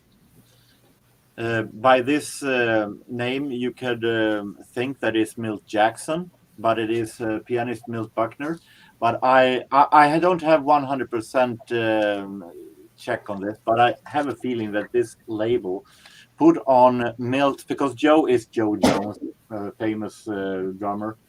I have a feeling that they put the name Milt there to make people believe that it was Milt Jackson. little tricky there. Yeah. We have a whole lot of albums with Oscar Peterson being involved in. First, I found this Verve release with Lionel Hampton, with different kind of small bands. Oscar Peterson plays the piano on several of them. We have a Coleman Hawkins from the 50s, Verve release.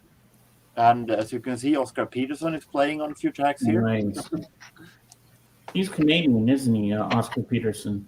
Pardon? Oscar Peterson's Canadian, isn't he? Yep. We have Buddy DeFranco, clarinetist, meets Oscar Peterson Quartet. Nice. And we have Sue Sims and the Gershwin brothers. He plays George and Ira Gershwin songs. And look, here, the pianist. Was Herb Ellis with Oscar Peterson on those records, Jürgen? Nope. Nope. Joe Okay. plays the guitar. But I showed them at the Doc stream, and he started to make fun of me that I show Oscar Peterson every hour in the stream. Because he saw Oscar Peterson everywhere when I showed. That was it. Okay. Make them small. Yeah, how can anyone that shows Partridge Family tease about Oscar Peterson?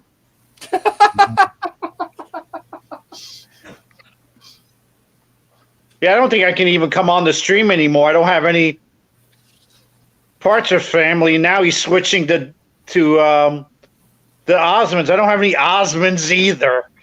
That was close call for me, because I only have 2 singles. One with Danny and Marie Osmond, and one with Marie Osmond. I don't have anything with the Osmond entire group. But so I want if I get an Osmonds, I want the one Tim showed the other couple weeks ago, I think. I could buy. Which one's that? The Crazy Horse. Oh yeah. I could buy a Partridge Family, because I have heard some songs of Partridge Family that I liked, and this album is actually really, really good. Nice, easy listen to 70s pop. But when it comes to Osmonds, I ain't not that interested in the Osmonds enough to buy a record with them. So I think I pass on that one and settle for the singles I have. Well, my best friend Alan back home, he loves the Osmonds. He and I, when we were younger, well, we didn't grow up together or anything like that, but I used to watch every Friday night the Donnie and Marie show. She was a little bit country and he was a little bit rock and roll. You remember that? Yep. I used to always watch the show also. And like the Brady Bunch had a variety show for a while. Yeah, they did. The fake Jan. Well, back in the 70s, so many people had variety shows that. Mm-hmm. You remember one, the worst of all time, Tim? Which one? You remember Pink Lady and Jeff? That one I don't remember. Oh, they were the Jeff. I forget Jeff. I forget his last name. He's a somewhat famous comedian. But Pink Lady was a duo out of Japan, and they were huge in Japan. Someone had the great idea of bringing them to the States and doing a variety show. But, well, there was a lot of problems with the show, but they had one major problem. They really didn't speak English. Yeah. That can be a problem. So their English was very broken, and they're trying to do skits, and you barely know the language, and you're trying to deliver your lines in a funny way, and you really don't even know what you're saying. It was just a horrible variety show. Yeah, but just like Donnie and Marie had the variety show, and like the Captain and Tennille had a variety show. I never knew they had a variety show. The Carpenters had a variety show. I remember Johnny Cash had a variety show, then Sonny and Cher did. Dolly Parton did too. Oh, I didn't know that. The Monkees wanted to have one, but they wouldn't let them do it, so they canceled the TV show. And that was a variety of artists with variety shows. Hmm. And then, like Barbara Mandrell and the Mandrell sisters had a variety show. Yeah, I remember watching that. Yeah, I remember that. And I don't know if this was a Canadian variety show, but it was called Circus, and they did circus acts, and then they'd have a segment where two of the people that were on the show would sing. I think it was a Canadian show. I'm not sure. But which one of you, was it you, Tim, or was it Calvin, that had an album that they were showing that Jorgen would like? Just which now. one? I remember you were saying that Jorgen would like this album. One of you said that. I don't know. I think it was I'm you, not Calvin. sure either. Yeah, because you said when Jorgen gets here, I got to ask him about this album. Oh, I know. You're going to ask him. You're going to ask him a question about something. His most expensive album. I saved that for the saved that for his Q&A. Yeah, because he said he was gonna. You want to write that down, Jorgen, or you want me to just put it in the chat if you do StreamYard again? Because I thought of that. I think that's a good question. I already had that question from Hi-Fi and Interiors, so I have that question also. But I can mention that you also asked that question. So that question is noted since before. Okay, that's cool. Well, I had some person who asked the same question to me. It's pretty cool that they managed to fit so well. Well, when I'm up there being his wingman, I can ask questions too. But yeah, anything from the '80s, I think Jorgen would like. Because I know I got a CD that I'm hoping. I'm not going to give the name of the band because it's a teaser. But I'm hoping Jorgen at least has a single from this band, if not a CD. I'm hoping. I got fingers crossed because I think Jorgen should know the band. Let's just say anything from the '80s was a little bit big, but meant much from the '80s. But well, actually, they started in the '90s, but I think you know this band. But like I said, it's a teaser. Teasing it because I got a bunch of. Oh yeah, you missed the beginning of the show. I got a bunch of CDs coming. Record Crate had a $1 CD sale, so I got like 17 CDs coming. Okay, I'm curious. He's waiting until next week's show for that. He hasn't gotten them yet. Yeah, I just got. Hopefully I get them Monday. Of course, it's going to be a busy Monday because I want to listen to them first, make sure they play all right. And some of them were blind buys. I knew the name of the band, but not really much of their music. So, well, that's a nice thing because you saw those I got for Christmas. See, like I said before at the start, I got them at Half Price Books Outlet. At the end of December every year, from like the 26th through the 29th, they have a sale where everything's half off. And a lot of those albums that picked up in that video are from the were $1.99 each, but with the half price out, they'd be $1 each. Mm. So with stuff like that, you're not as reluctant to buy doing these blind buys. Yeah, I'm gonna hog the show Monday, next Tuesday. 17 CDs and 1, 2, 3 records. Well, I might be like that if I managed to get my wife or our son to take me to Half Price Books. Yeah, I don't think we have such a thing here down here. Yeah, I know. We got Barnes and Noble, but they're not half price. Yeah, most of them at Half Price Books are used books, but they're still in pretty good shape. And Because especially the vinyl that Barnes and Noble has, it's definitely not half price. yeah, well, see, like Because if they change their name, it would be double price books. Because I think most of the LPs are like double the price. Well, see, Half Price Books, it's mainly used items like that, used vinyl and stuff. And this is an outlet store that we have in Rockford, and so we get even a lower price because it's stuff that the regular stores couldn't sell, and like they'll try them for like 6 months, and if they don't sell, they send them to thrift stores. Or not to thrift stores, but the outlet stores. Yeah, Barnes and Noble's mostly newer reissues. Yeah, they don't have old records. It's mostly reissues. That's where my son bought me Diver Down back in September. So, James, what are your plans for Christmas? Well, I think we're just gonna hunker down in the house here, and my sister, my brother-in-law, my mom, and I are gonna open our presents, and then I'll go to Rachel's in the morning like I always do.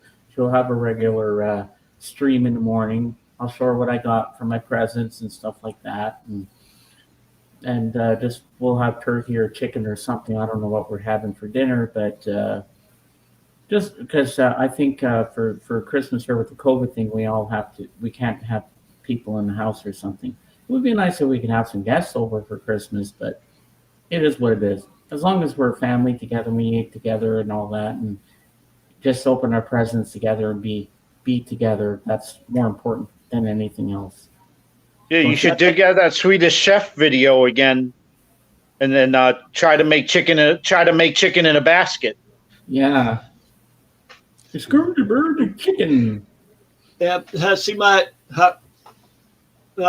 I'll be making the meat for Thanksgiving because I do a roast. I make it in the crock pot. Ooh, that sounds good. Do put some water in it, and when it's done, it's so tender that it falls apart easily. Oh, okay. With that beard, I hope they make you wear a face covering. Okay, Tim, I'm coming for dinner. Well, it's just right there. It's just my daughter's coming down, and my son and his fiance live with us. So. Oh wow. So it's just going to be the 5 of us for Christmas. So what are you doing, Calvin, for Christmas? What's your plans? I'm just gonna stay home and watch TV. Watch sports. I have the little sob story. I don't have anybody. But no, it's kind of rough, but it's all right. You know what? I like being alone anyway, but it's kind of strange thinking back what Christmas used to be and what it is now. Yeah, because I think you might have been searching for records when I was telling Tim. Most of my friends that I met over the years were always much older than me. So at this point, most of them are gone. Mm-hmm. So, and then both my parents. Well, my dad's been gone for a long time, but this would be the 3rd Christmas without my mom. Aww.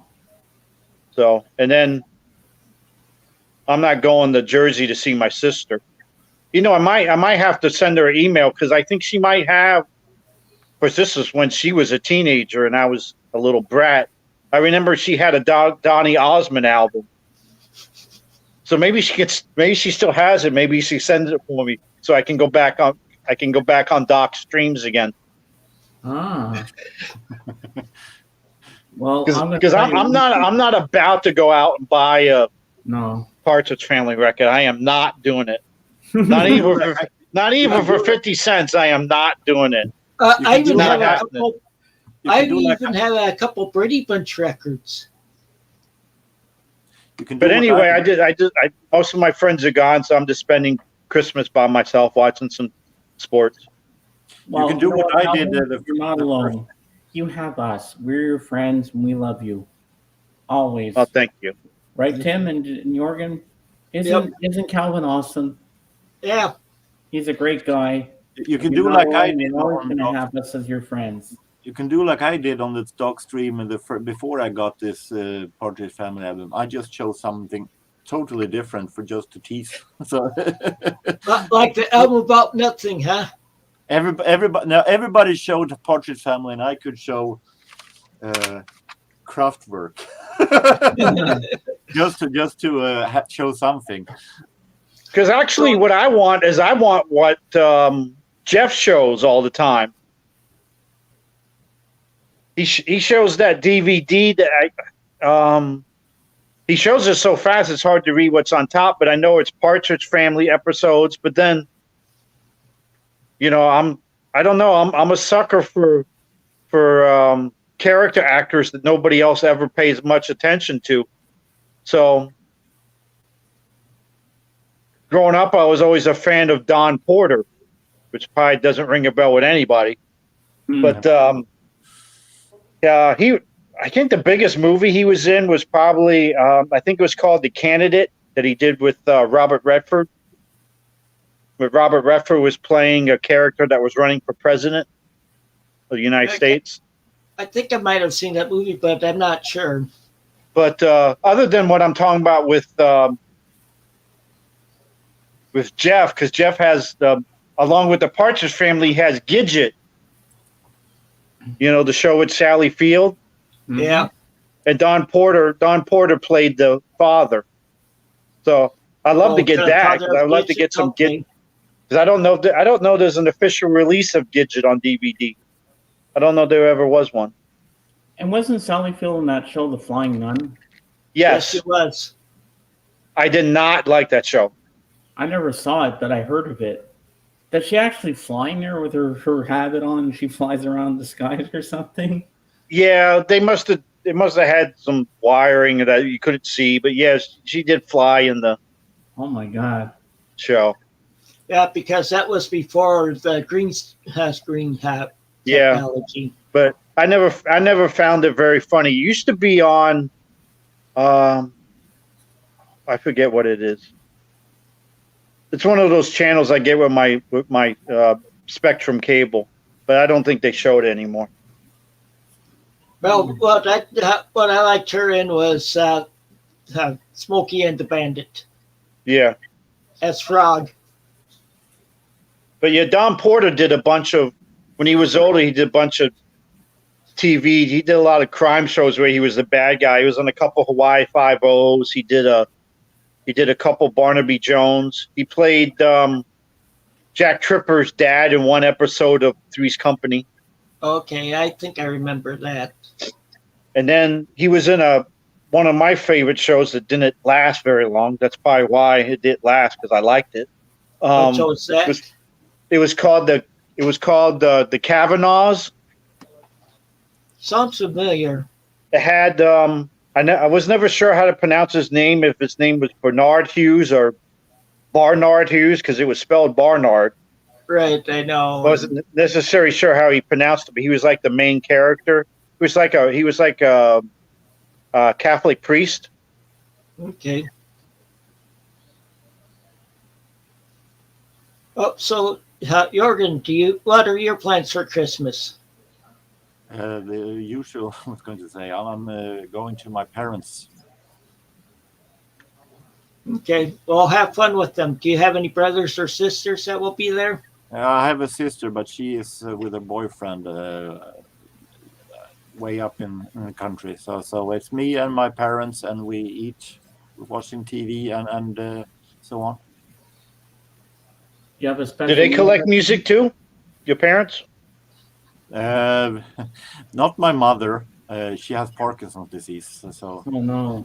But my father is collecting music his way. He's sitting at YouTube and recording songs to out of it and save it. Oh wow! What type does he like? Is he a big jazz guy like you? No, he is a 60s, 50s, 60s guy. Oh, okay. And religious music. Oh, I like all the 50s and 60s too. Man, I wish my father was a 60s guy. So Yeah, I missed out. I felt as a kid, I felt I was in a time warp. Here I am, growing up with, late 70s stuff and 80s new wave. And here's my dad turning on. You probably know this show, Tim. I think it was a show. I don't think it was a channel. I think it was a show. The music of your life. I've never heard of that before. You ever heard that show, Tim? Doesn't sound familiar. No. Yeah. Down here, it's like on a community station where people pay to get their shows on, their Right. radio shows. They actually have to pay to get them on. But then when the station doesn't have any paid people on, they play this Music of Your Life channel station, and it's all like 30s, 40s, and 50s stuff. Okay. So here I am growing up in the 80s, and my dad's in the 40s and 50s. Well, So at the time, I hated it. I like some of that stuff now because I like big band and I like some of the older country my parents liked. But at the time, I hated it. A lot of those stations are classified as nostalgia. There's one in my hometown that is like that. And like hearing Bing Crosby and Perry Como and all of them, and Frank Sinatra, Tony Bennett. Yeah. Yeah, I think Music of Your Life is a national thing. I'll Google it my off time and give an update. But I think it's a national show.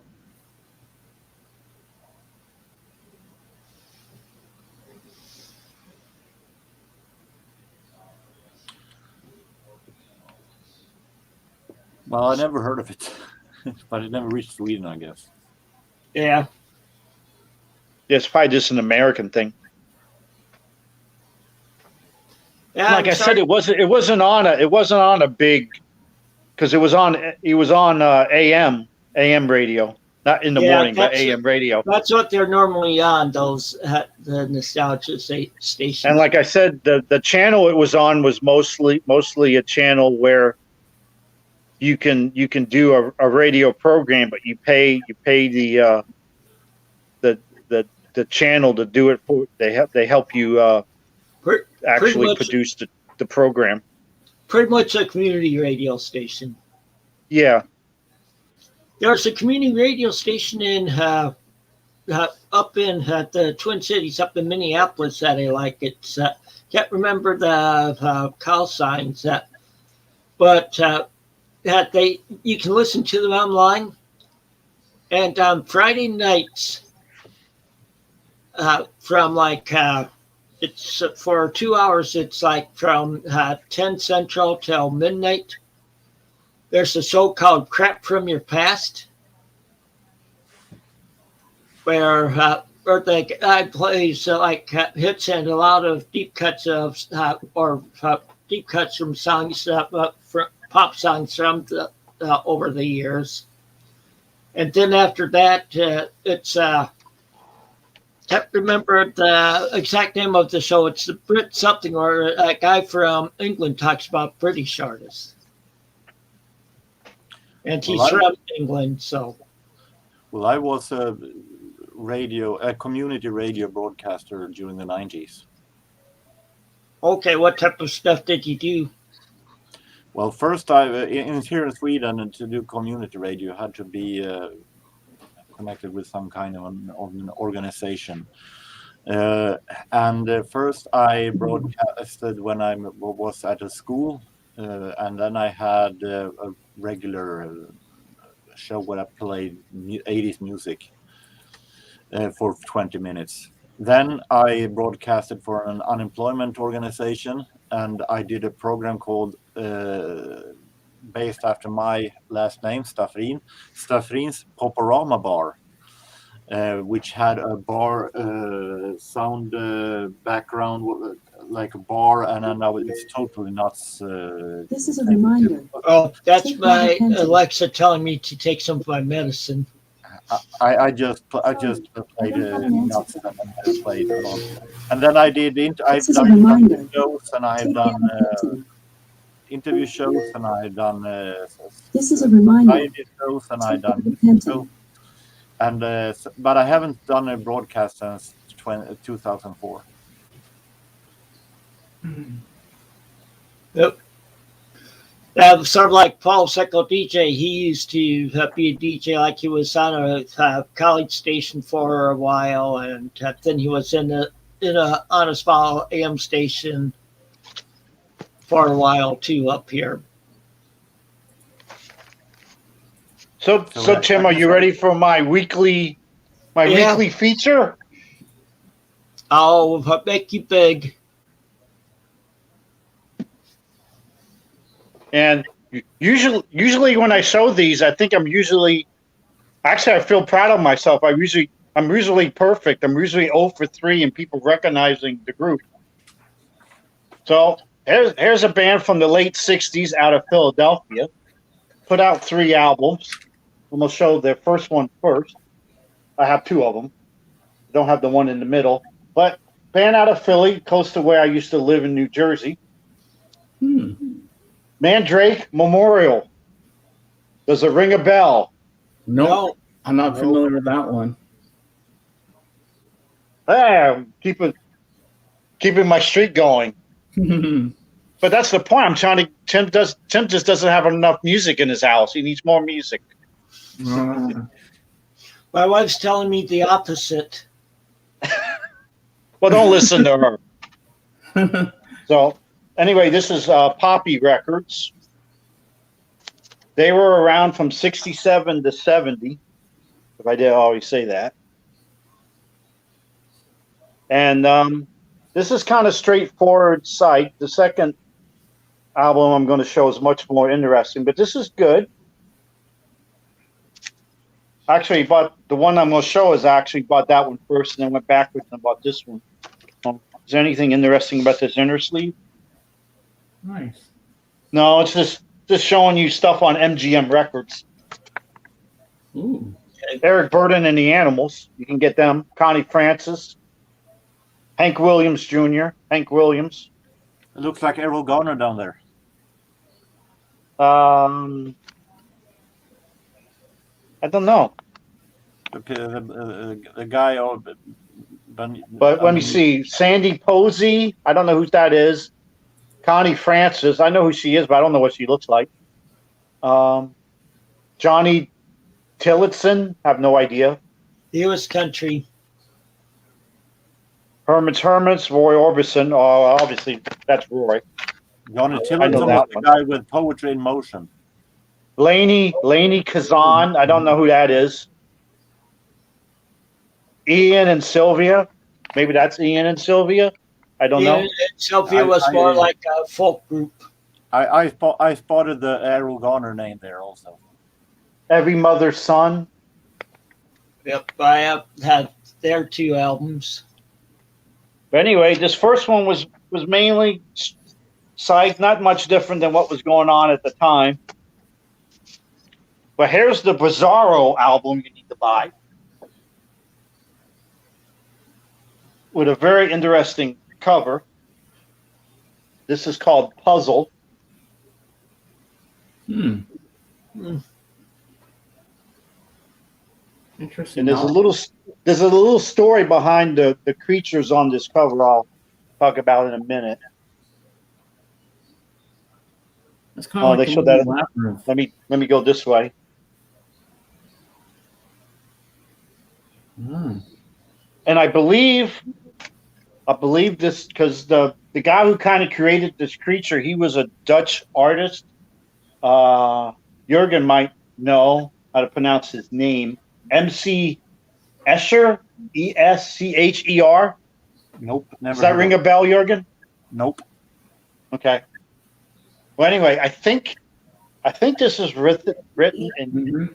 Dutch. I'm not sure because I don't know Dutch. Yes, that is Dutch. But anyway, this is a bizarre. This is like part side, part prog. A lot of instrumental pieces in it. It's very good. Very might take people a little bit to get used to. It's totally different from the first album. It's almost like a different band. And this little creature here that this guy created in his own mind.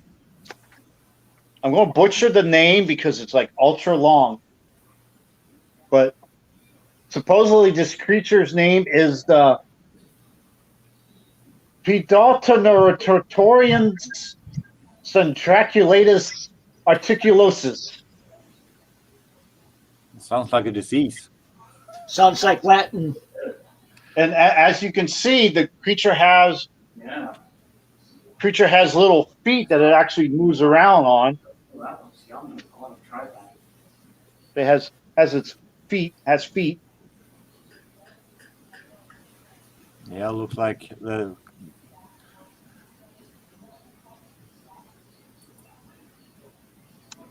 So they actually can grow up on its own, and it has little wheels attached to their front, and they move on their wheels. Wow. Very bizarre concept. You can eat this whole And thing. it's Poppy Records as well. Um, This is kind of a, there we go there. So I recommend it to anyone who doesn't have it, which is probably everyone but me. I didn't know that big. But I'm trying to help Tim out. I feel so bad. Looks like one of those records that you can buy only for the cover. Yeah, well, the music's good, but yeah, it's a cool looking cover. It's bizarre. And then they have a middle album that they did, I think, in 60. Well, no, the second and third album were both 69. First one was 68, but I never bought the second one, so I can't show you that. Anyway, that's your new artist for the week, Tim. I'm trying to help. Okay. I don't know, when I really start showing mine, you might not recognize some of them I have either. I can Okay, you my can make me Swedish small. Yeah, I was about to do that. record. I can show my Swedish records, and you will see a lot of names that you wouldn't recognize either. Oh, I'm sure, for sure, Jorgen. Just like me with some German ones. I have a pretty okay knowledge about a lot of German artists, but Is Oh, I Dutch, forgot to mention that Mandrake Memorial started out as a house band for a bar in Philadelphia. That's how they got their start. So some thumbs up to Philly. Always want to get that Philly music in when I can, because I used to live close to Philly. Philly Soul. Jorgen, is Dutch close? Is Swedish close to Dutch in the language? Yeah, pretty much close, but not that close so you can understand each other. But we have a lot of stuff that reminds, a lot of words that reminds about each other. But I wouldn't understand it if I heard it or read it. And the other big difference is the Dutch has a much better national soccer team than Sweden does. That is assumed, yes. Yeah, I just said that, Jurgen, just to tease, because I'm my sports teams are how I got liking different teams is bizarre, but my favorite national soccer team is Holland or Netherlands. A little advice, Kelvin. If you want to tease me, please choose another subject than sports, because I'm not all that interested in soccer. I know that. Look at this, guys. Look what I got to eat. A nice crispy chicken burger with fries and everything. Mm-hmm. Yummy. Where's your mustard?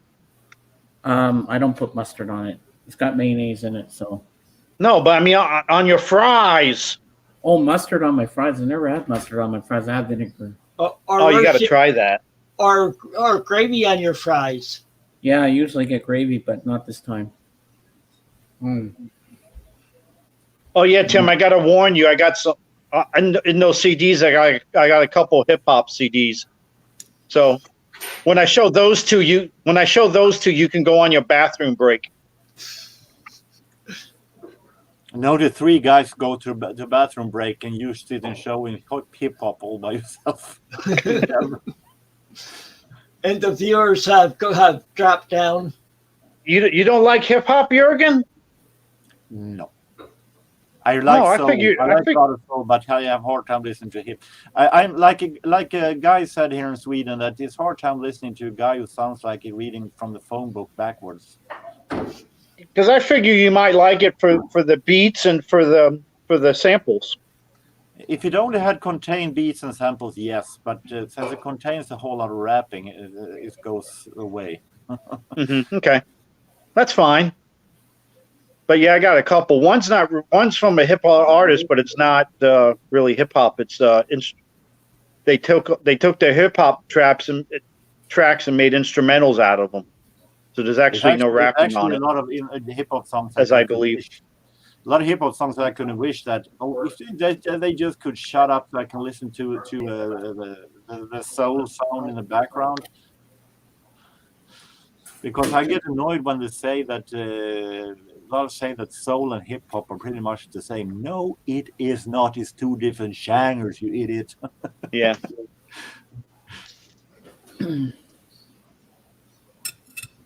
Well, I figure we'll try going around another 20 minutes here and at the half hour. Sounds good. If not before, if none of us have anything to say. Well, Any of you guys do Spotify? No. No.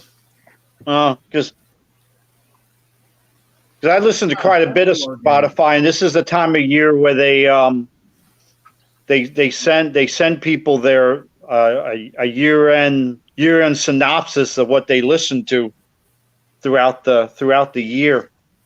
I've already done a chart over the best songs of the year. Yeah, but I'm talking about on Spotify the stuff that an individual person has listened to, different from what's actually was popular in 2021. So as it turns out, I listened to 7,785 minutes of music on Spotify. Here's somebody that watches Spotify, listens to Spotify, And then they gave you the top songs that you listen to throughout the year. Again, this is not necessarily 2021 songs. This is songs you heard on Spotify, and then they give you your top 5 bands. I think you would do pretty good with this, Tim. I think you should know. I would say 3 of the 5. James, I'm going to guess he's heard of. I'm going to say 0. Not to be mean, but I think James will probably say 0 because we have different musical tastes. And Jürgen, I would say Jürgen will probably know, I would say 1. You ready? Try me. Okay. Cool. The number 1 band I listened to in 2021 was a psych band from the 60s called July. Ring a bell. No Tim? bells. No bells. Okay. Number 2, I know Tim knows this one because we talked about him last week when we were talking prog bands for James. Starcastle was my number 2. Yep, with Terry Luttrell as the lead singer. Yes, they sound a lot like Yes.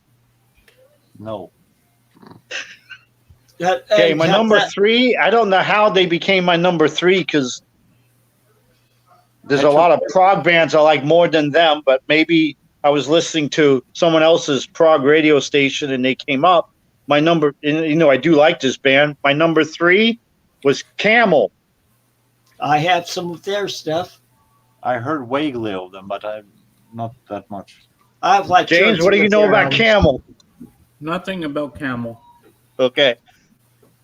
And then number 4 was what a lot of people call the first heavy metal band to come out of the United States. Sir Lord Baltimore. Nope. Ring a bell. Don't have any of them. Nope. And then last but not least, I would be disappointed if Jurgen did not know this band. Pet Shop Boys? No. It's not Pet Shop Boys.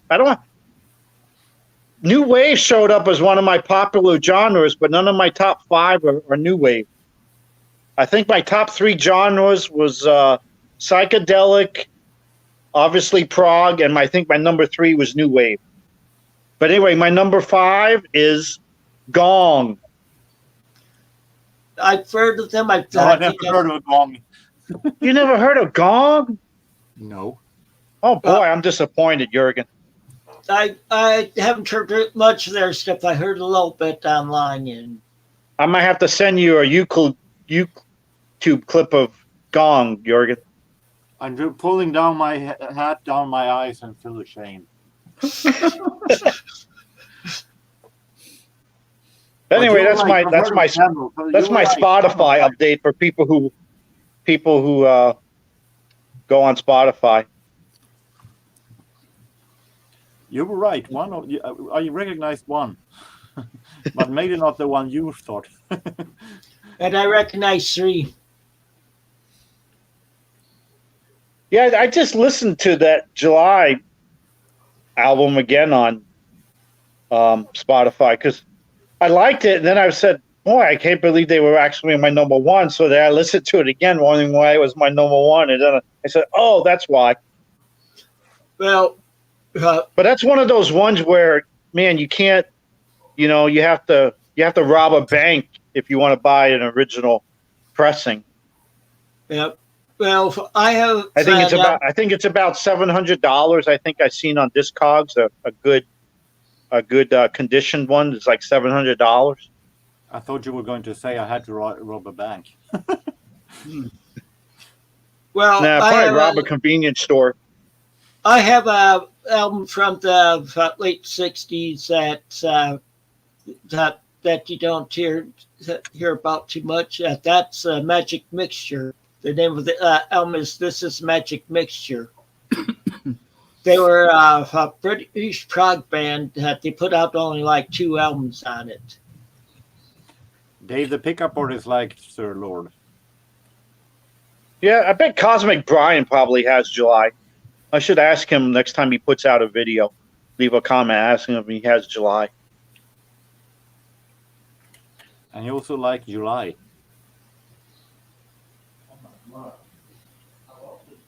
Dave the Pickup Artist, that is.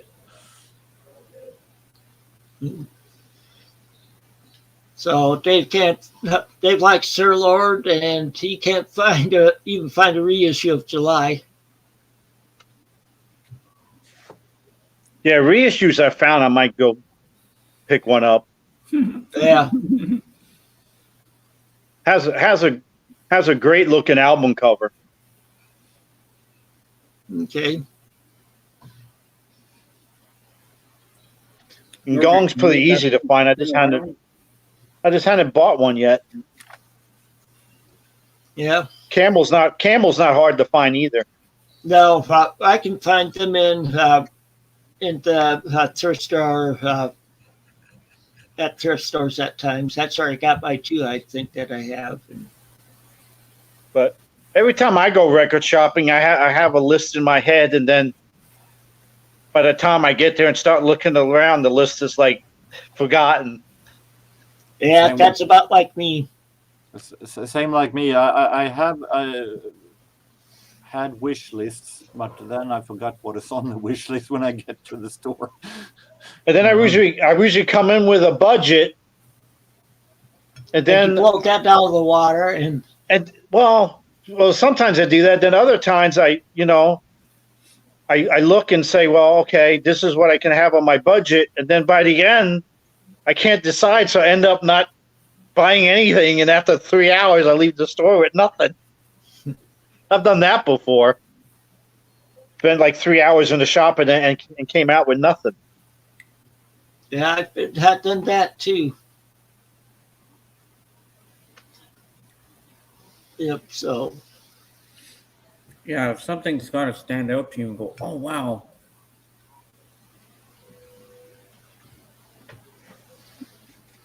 Well, usually Sad almost when you walk everything out. stands out. yeah, It's sad when you walk out of the store and you don't get nothing you really want, you know? yeah. That's happened to me quite often lately, especially in some of these thrift stores. Seems like they always have the same old stuff that I already have. And Well, I should have picked up one record because now I never see it again. This is another band that's probably going to be Tim and nobody else. The Peanut Butter Conspiracy. okay, You know that, Tim? they're a psych band, if I remember it, from the 60s. Yes. I had a chance to pick up one of their records and I didn't do it. Now I can't find them. Well, It's a conspiracy. Well, another album You can't find Peanut Butter Conspiracy records anymore. It's a conspiracy. the other album that I have that I paid a quarter for that you might not have. I don't know if any of you have ever heard of this McGinnis Flint. nope. Nope. I got it for 25 cents. They're from the early 70s. It was formed by Tom McGinnis, who had played like bass and guitar with Manfred Mann's original band. He wasn't the original player on there. He joined them in like Manfred Mann in like 1963. And after he broke up, he teamed up with Huey Flint, who had played drums for John Mayall. And they did have a minor hit on the album I found, which is When I'm Dead and Gone. But I got it for only 25 cents. Wow. That's pretty good. And I didn't know anything about it when I came across it, but the cover just drew me to it.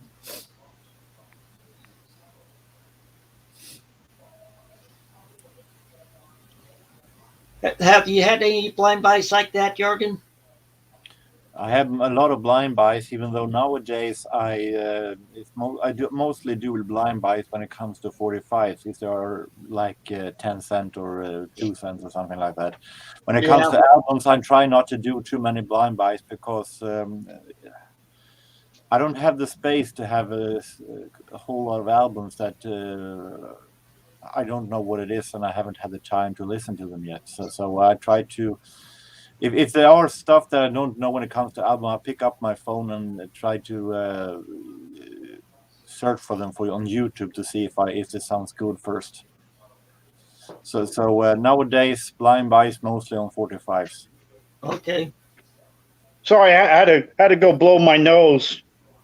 You know, it happens every week. I start talking about bands nobody knows, and it just makes me start crying. Aww. Don't cry for me, Archie. I don't know what it is. So, Calvin, besides that Yes. $3,000 Joy Division, do you have a holy grail that you're after, that you really absolutely have to have in your collection? Yeah, it's the one I was talking about when they were still Warsaw. And it's the I forget what the EP's called, but I always call it the Little Drummer Boy cover. Oh yeah. Yeah, it's like I don't know. I don't know if he's supposed to be German. But he's like a child with a big what do you call those drums in the marching band, the big drums? Bass drums? Yeah. And he has like a bass drum. I forget what it's called off the top of my head. Alzheimer's is hitting me again. And I know what Jorgen wants. He wants to have what Rachel doesn't have. He wants to have every Henge record. Every what? Henge. I have one, and that's enough.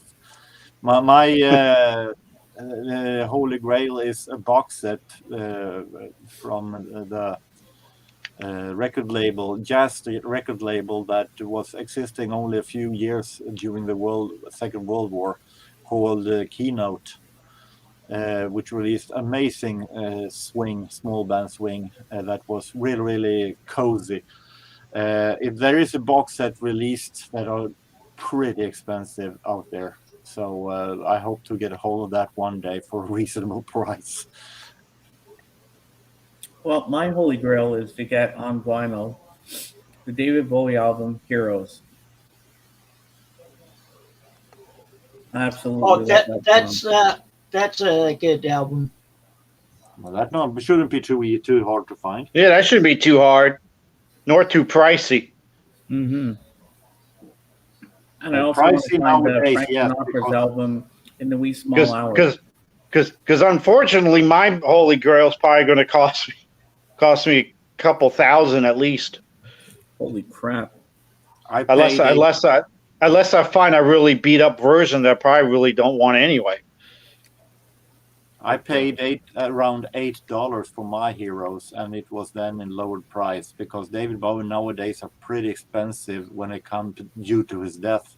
Even Let's Dance that were for dollar bins before is today more at least $3. Yep, I don't have any grails anymore. I'm just getting too old to have a grail. Oh, you're never too old. That's impossible, Tim. And look all this new Everybody has music new I'm grails offering they you, want. Tim. Something has to strike you one of these days. Yeah, you're gonna That go. you just have to go out and. But I think you're going to be mesmerized by that video.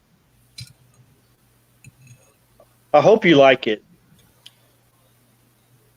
Okay, I'll check it out this week. Because I think if I promote them enough, they might give me a job. Tank and the Bangers. Jazz pianist Lenny Tristano, his records are also holy grail for me. I have some, but I want complete, of course. And they are not easy to find, and they are not cheap when you find them. I managed once to find a record by him at a thrift store for $1, and that was a miracle.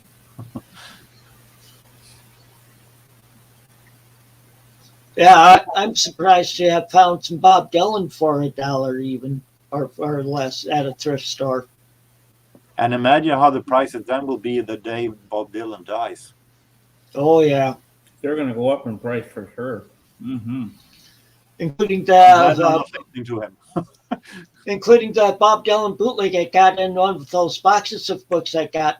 The one that one was in. I paid $10 for it at half price books. It had like 130 records in the box. Wow. And there was in the middle there was this Bob Dylan bootleg. Uh-oh. Well, I'm glad I'm not listening to Bob Dylan. It would be a pretty expensive hobby. Are you watching something, Calvin? Or No, I'm just thinking. oh, I'm in heavy thought. I was wondering because I didn't see any smoke coming out of your ears. No, he's thinking, how am I gonna rob that bank so I can get that $3,000 Joy Division? Or how much plaza do I need to donate? Yeah, that's a lot of plasma.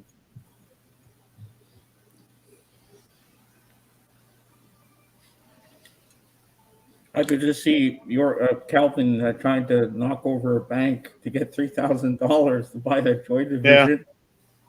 I'm still recovering from celebrating Tim's birthday. Oh. I think Let's just say James missed that story. Everybody else caught it because you guys were on with Doc. Yeah. Yeah, I did something last Sunday, James. I don't recommend very highly. What did you do? I fell off a ladder. Oh no. How? Well, I had the great idea. I wanted to get some tree limbs that were hanging over my carport. So I wanted to cut them off. And I've heard that, you really shouldn't stand on your carport because it's not really built to support your weight. Mm-hmm. So instead of climbing up the ladder and getting on the carport, I stayed on the ladder to cut the branch I wanted to cut off. Oh my God.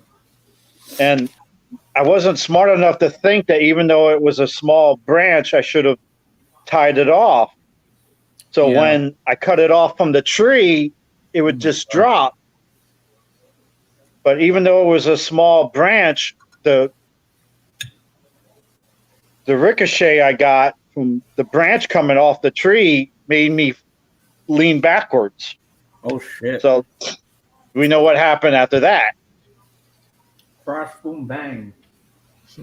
So, and I thought I was fine after it happened, but then it just got worse in the next few hours. I'm still bruised because before all I had was some cuts and scratches, and I scratched under my underarm and woke up the next morning and like the whole side of me is like purple. But you didn't get any permanent damages. No, because I landed on my butt actually. I didn't land on my head. That's what I said. I figured you landed on your butt. But I think like I said, I think I hurt myself because I think I was still hanging. I still had part of me hanging on to the ladder. So when I fell and the ladder fell, I think I fell on the ladder. I think that's how I got so bruised. Okay. James stepped awake, and I was going to say, it's gotten over 2.5 hours now. I figured I'm going to be ending this soon. I'll wait till. Okay, here's James.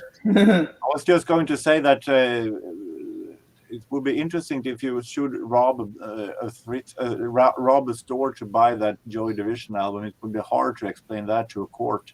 Why did you rob the bank? Well, I was trying to get a record that I wanted. Good luck to sound serious in that moment. To have a lawyer that would defend you. You know what? The best way to do it, because no one will see you. Drive a tank into the bank. Hey, that rhymes. And then no one can see you. And then you have some like claws or something to grab the money that you need. You put it into you take it back into the tank, drive out. Nobody will know who's driving the tank. Yeah, I just gotta make sure I'm not like that guy in the Snickers commercial. That robs the bank and has the pantyhose over his head, but it's see-through pantyhose. Yeah. Do you ever watch that show? The fishnet ones. I love that show that used to be on TV, America's Dumbest Criminals. Let's just say, James, that if you drive a tank through a bank, you're going to be noticed anyway, because it won't be that ordinary.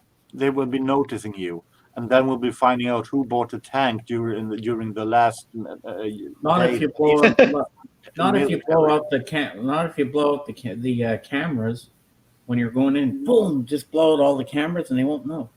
Let's just say you will have a whole bunch of witnesses. Blow them up too. Why not? And how are you going to blow up a whole bunch of people without blowing up the money? Oh yeah, I didn't think of that one. You know what the worst thing would be though is me rob the bank and then, end up using the money to buy the record, but then getting caught later on and going to jail, and then realizing that I bought the record and I listened to it and I didn't like it. Oh my God. Or it was stolen before you could listen to it. Knowing then we're going to sell it, that no one wants to buy it. Okay, well, we've been going over 2.5 hours, so I gotta say it's a good time to end the show. I know James will be on Rachel's show in like under a half hour. Yep, definitely. Then I'll be on Patrick the Vinyl Archivist later tonight again. And of course, remember tonight is Steve Snee's third Christmas party. Oh yeah, that's true. Yeah. All fun So happens. if I don't see you, Tim, I'll see you next Tuesday. So have a very Merry Christmas, and you too, Calvin. Of course, you're. Yep. Merry Christmas, everybody. Yep. Yeah, all of you have a Merry Christmas. And I assume that I will talk to James more, but Calvin and Santa Tim, Merry Christmas to you both. Yep. Yep, Merry Christmas to all of you. So until next time, take it easy and keep on rocking. Rock and roll, baby. Bye.